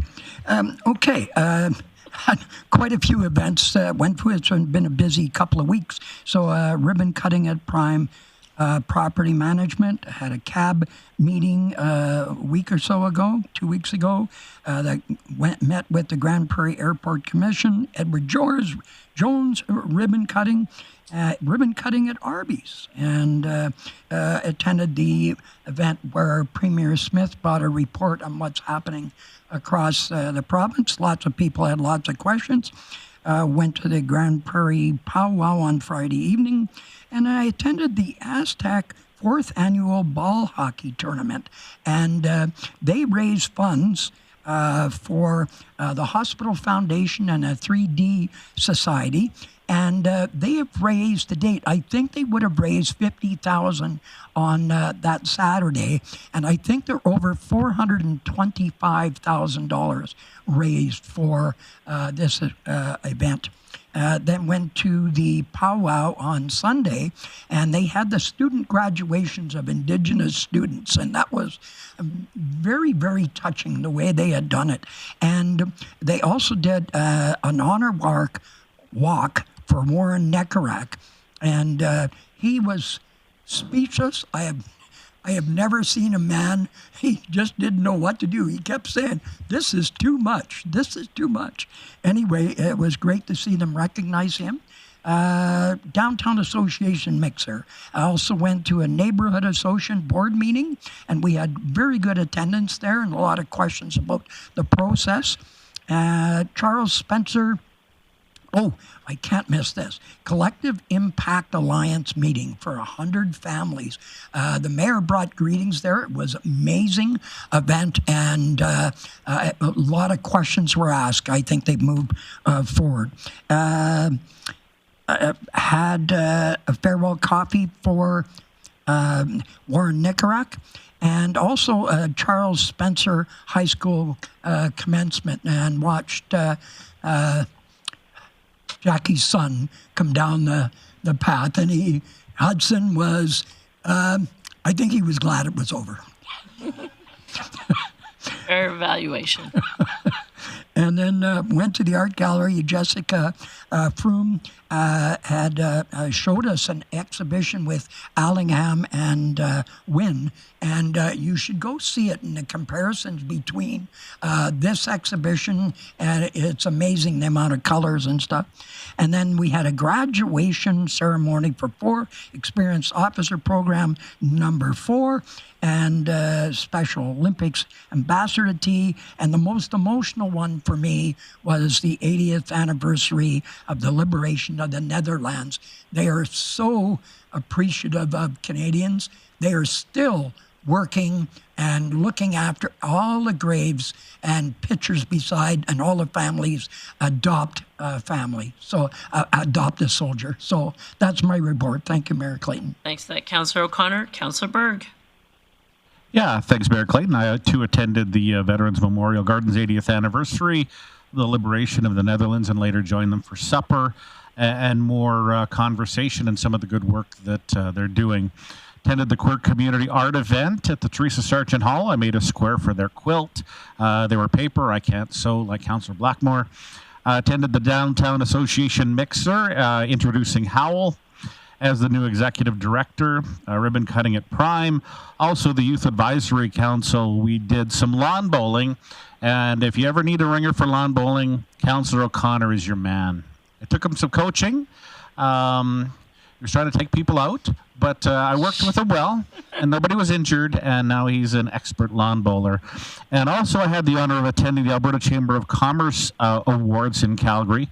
There were 5 finalists from Grande Prairie. We had 2 winners, so congratulations to Coolios in the youth category and the workplace for equity, diversion, and inclusion. That's my report. Great. Thanks for that, Councillor Berg. Councillor O'Toole. Hang on there. Oh, there we go. Thank you very much, Mayor Clayton. I attended the Aquaterra stakeholder meeting. We meet once a year to talk about the future and the past. A number of ribbon cuttings. Attended the Prime Property ribbon cutting. The Friendship Center pipe ceremony I attended. And the ribbon cutting for Arby's.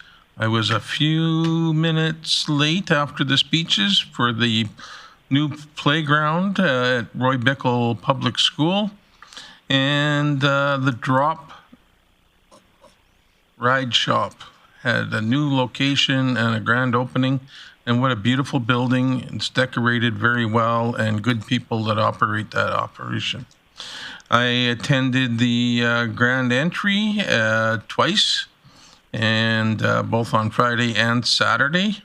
And on Saturday, I also attended the Grande Prairie Football Pee Wee Championship.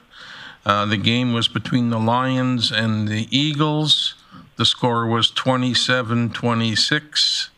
And my grandson was on the Eagles. So he was on the one that didn't have as many points as the other guys.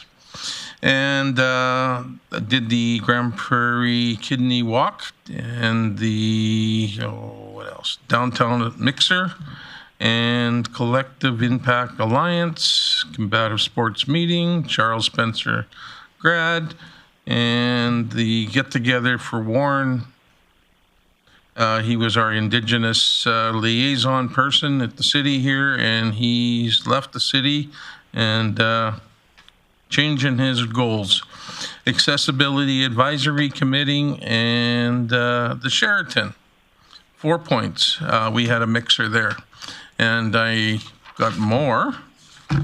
Once again, that was mentioned, Grande Prairie Police Service Experienced Officer Program number 4.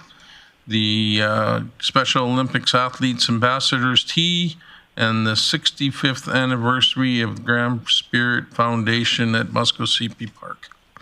So there was lots going on, and I didn't do everything because there was lots of things going on at different times and same times. So we're a busy council. Thank you. Thanks for that, Councillor O'Toole. I'm actually going to go to Councillor Plott right now because I know he's out of town and he may have other things to attend to. Appreciate that. Thanks, Mayor Clayton. Many of the events were already mentioned. I just also wanted to mention on Downtown Association attended the Mixer, and then we also had a board meeting where Our new director, Hal Williams, dived right into it. We looked at some of his contract items and also discussed a bunch of budget items coming forward. So I'm excited to hear some of his thoughts moving forward. Like a lot of new folks, when they get a new position, they're coming in with some energy. So excited for that. Also had many of the events that were mentioned already, but I just want to kind of highlight two, I guess, for me that were kind of special. The prime property event, I guess I was worked with Brian Bilton back in the day when prime property was just starting out and managing a couple hundred doors to now over 2,000 doors. So it's just been amazing to see how his company and his family has grown with that organization. And then I had the opportunity to do a 25th drop-off through InvestGP to Eternity Jewelers downtown. And ironically, in a previous life, I got to work with Beata on signing a lease for the location she lives in now. And she got to walk me down memory lane of just how many 25-year members there are downtown. And it's actually, I know we always went out downtown to do better, but I don't think we take the time sometimes to realize how long some of these businesses have been down there. And so congratulations to both those organizations for literally going a generation into it, and confident that they may go a second generation with those businesses as well. So that's very important. Thanks, Mayor Clayton. Thanks for that, Councillor Plott. Councillor Thiessen. Well, I thought you were going to go that way, but okay, I'll take it. Just quickly before I jump into it, I know, Mayor Clayton, you gave me fair warning not to yell out for your son while he got up on stage, and I said to you, well, once I yell out, then it's done. He can be upset about it or not. And luckily for me, Mayor Clayton was sitting up in the stands with her family, and I was sitting beside Mike O'Connor with only Donna Koch between us, who really wanted us to yell for her niece as well. So she wasn't holding us back. So not only did we yell when he was at the top of the stage, we yelled when he got to the bottom of the stage, and we got one of those kind of looks. So anyways, Henson, if you're watching, which I don't think you are, but your mom did try to stop us. Speaking of my external committees, on June 19th, the Mighty Peace Watershed Alliance held their AGM in the town of Grimshaw. We had a good turnout of about 35 people there, and most of our board returned with a couple new ads, one in forestry and one in agriculture. So I look forward to our new board member stepping on, as the one in agriculture was actually online and video off. So I haven't officially met her yet, but I look forward to next one. I promised her I'd wear yellow at our next meeting.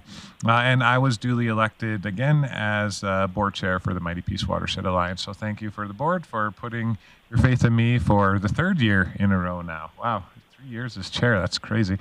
Anyways, moving along, the next day, I was out in Spirit River for Grand Spirit Foundation's general board meeting. We discussed a few things, including where our grants are sitting with the AHPP program, as well as with CMHC in regards to the Smith Social Project.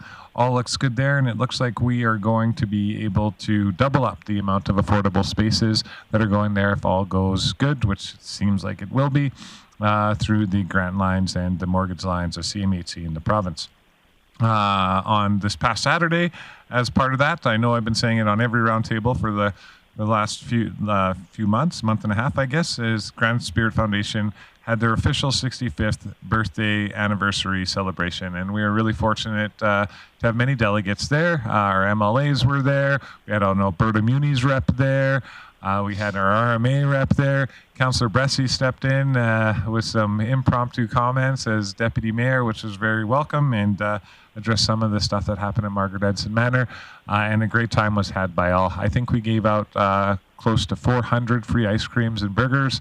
And most of the people who were there were actually our seniors, which is a big part of why we did it. But there's tons of families there as well, and everyone had a great time, and the Night Riders rocked it right till the end. I also took part in the powwow. I was there for 3 of the grand entries on Saturday and Sunday. But I think those were the best days, because the Saturday was National Indigenous Peoples Day. And it was later on in that evening where I got to see another honorable passing of the torch, so to speak, when Clinton Soto handed down his hoops to his nephew, Enti, who then took part in his own and first inaugural hoop dance as the official hoop dancer of the Peace region. So that was a very sentimental and touching moment that I got to just walk in on. We weren't sure when it was going to happen, and I just happened to be in the right place at the right time, so happy to be there. And then after our grand entry on the Sunday, as was mentioned, our own City of Grande Prairie employee, Warren Nicarac, was given the distinct honor of the blanket honor walk, and you could tell he was visibly emotional by it, and trying, as he said later on during his farewell coffee, trying his best not to cry because it was going to be an ugly cry. But you know, those types of things in various cultures have a lot of sentimental meaning and value, and spiritual value as well. So I'm sure he's still feeling the high off of that, even as he leaves our fair city, and we wish him all the best of luck moving forward there. You know what? I did a lot, but I do want to mention one more thing, even though Mike O'Connor checkmarked off everything I wrote down on my list. The Collective Impact Alliance was a great collection of community players hosted by the Odyssey House, and their official kickoff will be on August 14th. This is their initiative to try to pull 100 families out of poverty. And so now they're in the recruitment phase of it, and then the program will be kicked off on August 14th. They say they have every bit of confidence in seeing how this program has worked in other places in the United States, how they can get it there. And while sitting there and hearing the presentation, I couldn't help but lose a tooth. Right, then you heard that right. I did lose a piece of a tooth. It was my wisdom tooth. It looked like an eye tooth, but you know, I checked up my dream symbology book, and it said when you have a dream of losing teeth, it means good fortune's about to come. So when we're talking about 100 families getting out of poverty, maybe that was a symbol of good fortune to come for this program and 100 families in Grande Prairie and the Peace region. So I've got that tooth in a framed box at home, and I'll be joining on August 14th to kick this off. Thanks so much. So Councillor Thiessen, Councillor Blackmore. Thank you, Mayor Clayton. I think all of council will agree that June has been like crazy busy. So let's start with my lineup. I attended the Art Gallery Fire Season, which was a show with Megan Green out of Fort McMurray, combined with Robert Guest, and Megan Green's artwork focused on the fires that took place in Fort McMurray, and of course Robert Guest is a phenomenal fire painter. And it was good to see his artwork again. I spent some time. I attended a commission meeting at the airport, both to do commission business and also to receive an update from MXD. And that was a precursor to the motions that were earlier this evening. I brought greetings on behalf of the mayor to the grand entry for the Sunday and final session of the Grande Prairie Powwow, which, as has been mentioned, included a blanket ceremony for Warren Nicarac. And we've mentioned a few times that he works for the city, but the reason he received a blanket was because he's co-chaired the powwow in the time that he's been here, and I think he's really helped grow that event, and that was why he received a blanket. It had nothing really to do with the fact that he worked for the city of Grande Prairie. I also attended an AB Munis Municipal Leaders Caucus online, and I had to duck out a little early, so I didn't get to hear Councillor Bressy's portion of the meeting, but I did get to hear everyone else. So it's always, I think it's always important to keep in contact with the municipalities in our region and learn what AB Munis is focusing on our behalf. I attended a Grande Prairie Regional GPREP, Grande Prairie Regional Emergency Plan meeting, and it was a budget meeting, so the budget for that has been passed. I'm so impressed with the work that our newly hired Jamie Hannaford is doing with GPREP. He's leapt right in, and you can tell he really understands the business of emergency management, which is exactly what we want in that position. I also attended graduation for experienced officers of the Grande Prairie Police Force, and number 4 graduation. And our police force is steadily growing and growing with significant experience, which is, I think, really important to know that when they become the police of jurisdiction, they will have all of the people in place that they need to have, who have so many skills and bring experience from other locations and other training. I attended the 80th anniversary of the liberation of the Netherlands at the Veterans Memorial Garden, and I'm always so impressed by how the Memorial Garden embraces the different aspects and liberations of countries around the world that focus on the freedoms that we enjoy today in our country. And I most importantly wanted to talk about the one event that I know no one else attended, and that was the Grande Prairie Opera production of Cinderella. And I wanted to thank soprano Chelsea Paul, who is from Grande Prairie, and she is the key driver in the Grande Prairie Opera. And I did not know this, but they've actually been an organization in Grande Prairie for 9 years. And this was the 9th opera that they have hosted and produced. It was produced in French, and I cannot tell you what a great event it was. We just had so much fun. There was so much laughter, and it's interesting when you're listening to something being sung in a language that you probably don't speak, and yet you know when it's funny. So I just thought that was really cool. And while I'm on that subject, I wanted to shout out to Crumb's Bakery in Sexsmith, because they produced and gave away the best macarons I've ever tasted. They were so good. So I'm going to give this card actually to the mayor, so that when she's hosting an event for us, she will go out and buy these macarons and we can just eat them. It'll be awesome.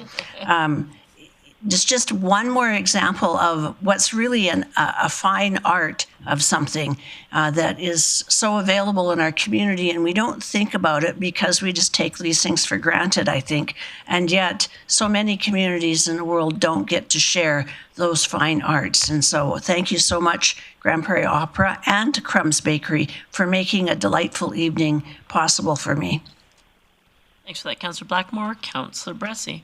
Great. Thank you, Mayor Clayton. Attended a lot of the events that have been mentioned. The only one I'll mention again is Grand Spirit. I told my son we'd pop down there for about half an hour, and 3 hours later, he wasn't too disappointed in me that we extended 2.5 hours. So it had to have been a good event. And holy smokes, I've never been introduced like that before, Councillor Thiessen. So just wanted to say a personal thank you. I know that you put a lot into that event, including MC in it, and that was above and beyond what you have to do as a board member there. So I know it was out of the love of our community, love of that organization. So thank you for helping put on what was a really great afternoon. So it's much appreciated. A few events that that others weren't at was I got to attend the Pride Society had Constable Gavin Wool in to talk about hate crime and discrimination and what people's recourses are when they face things in the community that they shouldn't face. And so really great event. And the number one takeaway that I think he left everybody with was, if in doubt, call the police and they will deal with it. If there's legal recourse, is awesome. If they just have to go talk to somebody and say, hey, shut this down, they'll do that as well. But really appreciate him showing up to that community to provide some education. I also got to attend the Storm board meeting and the Storm AGM, and what you need to know about is that organization really is on good feet. They definitely had a few rough years, especially going through COVID, and to be blunt, there's going to be years of recovery clawing their way out of that, but they really are in the right direction, and a few good years and they'll be there. And so really pleased with how that organization has strengthened itself. Also got to do a couple Alberta municipalities things. I got to have a board meeting. As Councillor Blackmore alluded to, there was an online Municipal Leaders Caucus, and I also got to attend a Municipal Leaders Caucus in the town of Devon. And the big thing that we were doing there was looking for feedback from municipal councillors across the province. And especially we had a presentation on a research project that Alberta Municipalities has been doing to show how municipal versus provincial funding has changed for a variety of different budget items over the last decade, and also how municipal funding in Alberta compares to municipalities across the country and where other provinces are. It's not quite ready for public release yet, but if any councillors here want me to walk you through that presentation, I'm happy to show you the data we've got so far, and I would absolutely be thrilled to get your feedback as we're developing our strategy for how to share it, what share. So happy to spend 10-15 minutes walking through that presentation, give you exclusive mini Municipal Leaders Caucus with me. I also really am passionate about the business side of Alberta municipalities too. I really appreciate being able to help be a part of municipalities, including this one, get sustainable, affordable business services. And I got to chair an investment advisory committee and also attend an Alberta Municipal Service Corporation board meeting. And so always appreciate that work as well. And that's my report. Thanks for that, Councillor Bressie. As mentioned, June has been an extremely busy month. I wanted to thank all of my colleagues that have stepped in to support the deputy mayors and other councillors, because it has been an incredibly busy month. I got to do a lot of great community events. I'm going to start with a special shout out to a grade 1 student, Charlie Taves, who I met her mother at a community event, and her mother proceeded to tell me that Charlie was so in awe of the mayor that she dressed up as the mayor for Halloween and asked if I would go to her classroom, her grade 1 classroom, and surprise her. So I did that. It was a great day, and really just a really fun afternoon. I had the opportunity to have a catch up with Mayor Hansen from Fort St. John, talked about things and similar initiatives that are happening in our respective communities and areas where we can continue to have conversations in the future. I had a meeting with the Health Ambassador Task Force in regards to the work that the Ambassador team, as they're built out, will do going forward. Also attended with Invest Grande Prairie, a meeting with New Horizon Co-op, get an update on work that they are doing, and also for us to update them on initiatives internally, as well as our strategic advocacy priorities as approved by Council. Attended the Aquaterra annual meeting and quarterly update with the shareholders. Also had a Community Rail Advocacy Alliance call with Government of Alberta and Transportation and Economic Corridor Chief Policy Advisors. It was a very informative meeting on opportunities where we can work together going forward. Attended the Mid-Sized City Mayors Caucus monthly meeting to get an update on work that we are doing to advocate on behalf of mid-sized cities across Alberta. Attended the prime property ribbon cutting, as well attended with Councillor Plott a 3D charity presentation at Crystal Park. It was the last one for this season as school winds down. I really want to thank the individuals that continue to support the needs of our community in that initiative. Attended with Mr. Tarrant from InvestGP, a meeting with Minister Horner to advocate for our significant priorities and opportunities in this region for investment, such as 40X and Masqua. It was a very good meeting, and I'm very optimistic to see that there's potential funding for Masqua through the realized $8.3 billion of the province. So we'll continue to advocate for that funding, as well as additional funding for other projects in our region. I attended the ribbon cutting for Edward Jones in their new location. It was great to see some old familiar faces there. And as mentioned by Councillor Blackmore, attended the Art Gallery Grande Prairie exhibition Fire Season, and I encourage those who haven't seen it to go and see it. It's in the beautiful space upstairs of the Art Gallery. Attended a ribbon cutting for a new playground at Roy Bickle School, as well as attended the ribbon cutting for celebrate the new owners of Arby's near the Prairie Mall. Attended the Premier's Town Hall at the Pomeroy Hotel. Approximately 400 people in attendance and great questions. I want to thank Councillor Blackmore for asking a question in regards to what's next for our region as an economic corridor in relation to the Premier's priorities of exporting our resources. So it was a very well attended event, and wanted to thank support for my colleagues who chose to be there.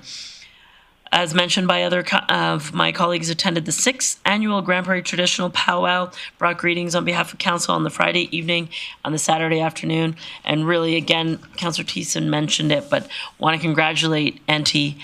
He is a young man who I had the privilege to meet, reached out to my office and wanted to talk about powwows in our community and what a future permanent facility for powwows could look like. Really engaged. I know he plays football with my son and heavily involved, but this young guy in grade 10 dances competitively across the province, and quite an honor. When Councillor Thiessen and I had a chance to speak to him prior to the hoops being handed over, he is very humble, and that youth has a lot of great opportunities in front of him. On the Saturday, attended the Orange Door campaign. Want to thank Councillor O'Connor, I think, for encouraging people to spend money to have a bucket of cold water dumped on my head, all in support of Sunrise House. As you know, Councillor Thiessen can really engage and a crowd, and got them very on board for spending money to dump water on my head.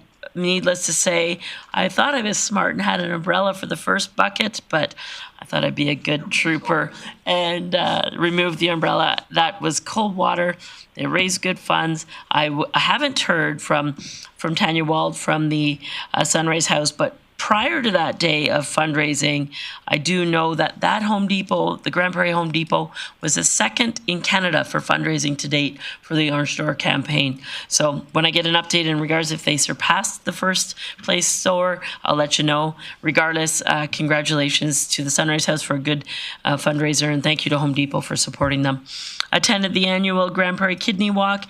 Councillor Thiessen was there, Councillor O'Toole. I know the numbers are growing at that walk. It was well attended, well supported by our retail and commercial community. Corporate citizens were out in full force, so thank you to those who support that. Attended the downtown mixer, and as mentioned, brought greetings to the Collective Impact Alliance, the 100 Families Initiative. Look forward to hearing more on that in the near future, and we will keep you up to date on that. I had the opportunity to chair the Community Rail Advocacy Alliance all-member meeting as the current chair was away on holidays. It was an update from CN, as well as an opportunity for all of our member municipalities and organizations to ask questions of the work that we do on the executive. So that was a great meeting. Attended the second Horizon exhibition with a couple of my colleagues, O'Toole and Plott, an exhibition that's on the main floor of the Art Gallery right now with Lionel Allingham, who is a gentleman from Good Fare, and Namduk Nyan, who is a artist. And it's a really neat exhibition in the contrast of color, and I strongly encourage people to go visit it. As mentioned, brought greetings and attended the 4th class of experienced officers, their graduation for the Grande Prairie Police Service. Great to see those numbers continuing to climb, and the quality and the caliber of individuals that we are graduating is exceptional. Attended the Special Olympics Athletes Ambassadors Tea Party. I know Mr. Burke was there, and Ms. Bailey, as well as Ms. Bieberdorf, Councillor O'Toole. It was an opportunity to have tea and scones at the Forbes Homestead and Pioneer Hospital. Hadn't been there in a few years, so it was great to have a walk through that facility. And just a reminder, if you're looking to see some incredible history of Grande Prairie, I encourage you to visit that this summer. And last but definitely not least, brought greetings on behalf of Council at the 80th anniversary of the Liberation in Netherlands at the Veteran Memorial Gardens. A great event, a great message from the individual from Edmonton representing the Netherlands Organization of Edmonton. I know there was dine and dance that night, as well as other ceremonies. Thank you to the Veterans Memorial Garden for organizing this. They had a great turnout, great response, and it was really incredible to learn of how many local families were part of the Netherlands at one point and still represented in our community. And with that, I'll see you all at the Canada Day Parade. It starts at 2 o'clock. It will be down 100 Ave, starting up at Hillside School, and finish near Muskosipi Park, then where we'll go have live music from 3:30 to 10:30, some locals bands, as well as Aaron Goodwin. He is a Canadian country music winner. He is somebody who has visited the area often and I know has a great following. So that'll be a lot of fun. And then the fireworks right at 11:30 tomorrow night. Going to be an incredible day celebrating our country. So I hope to see you all there. And with that, I'll call the meeting adjourned. Thanks, everyone.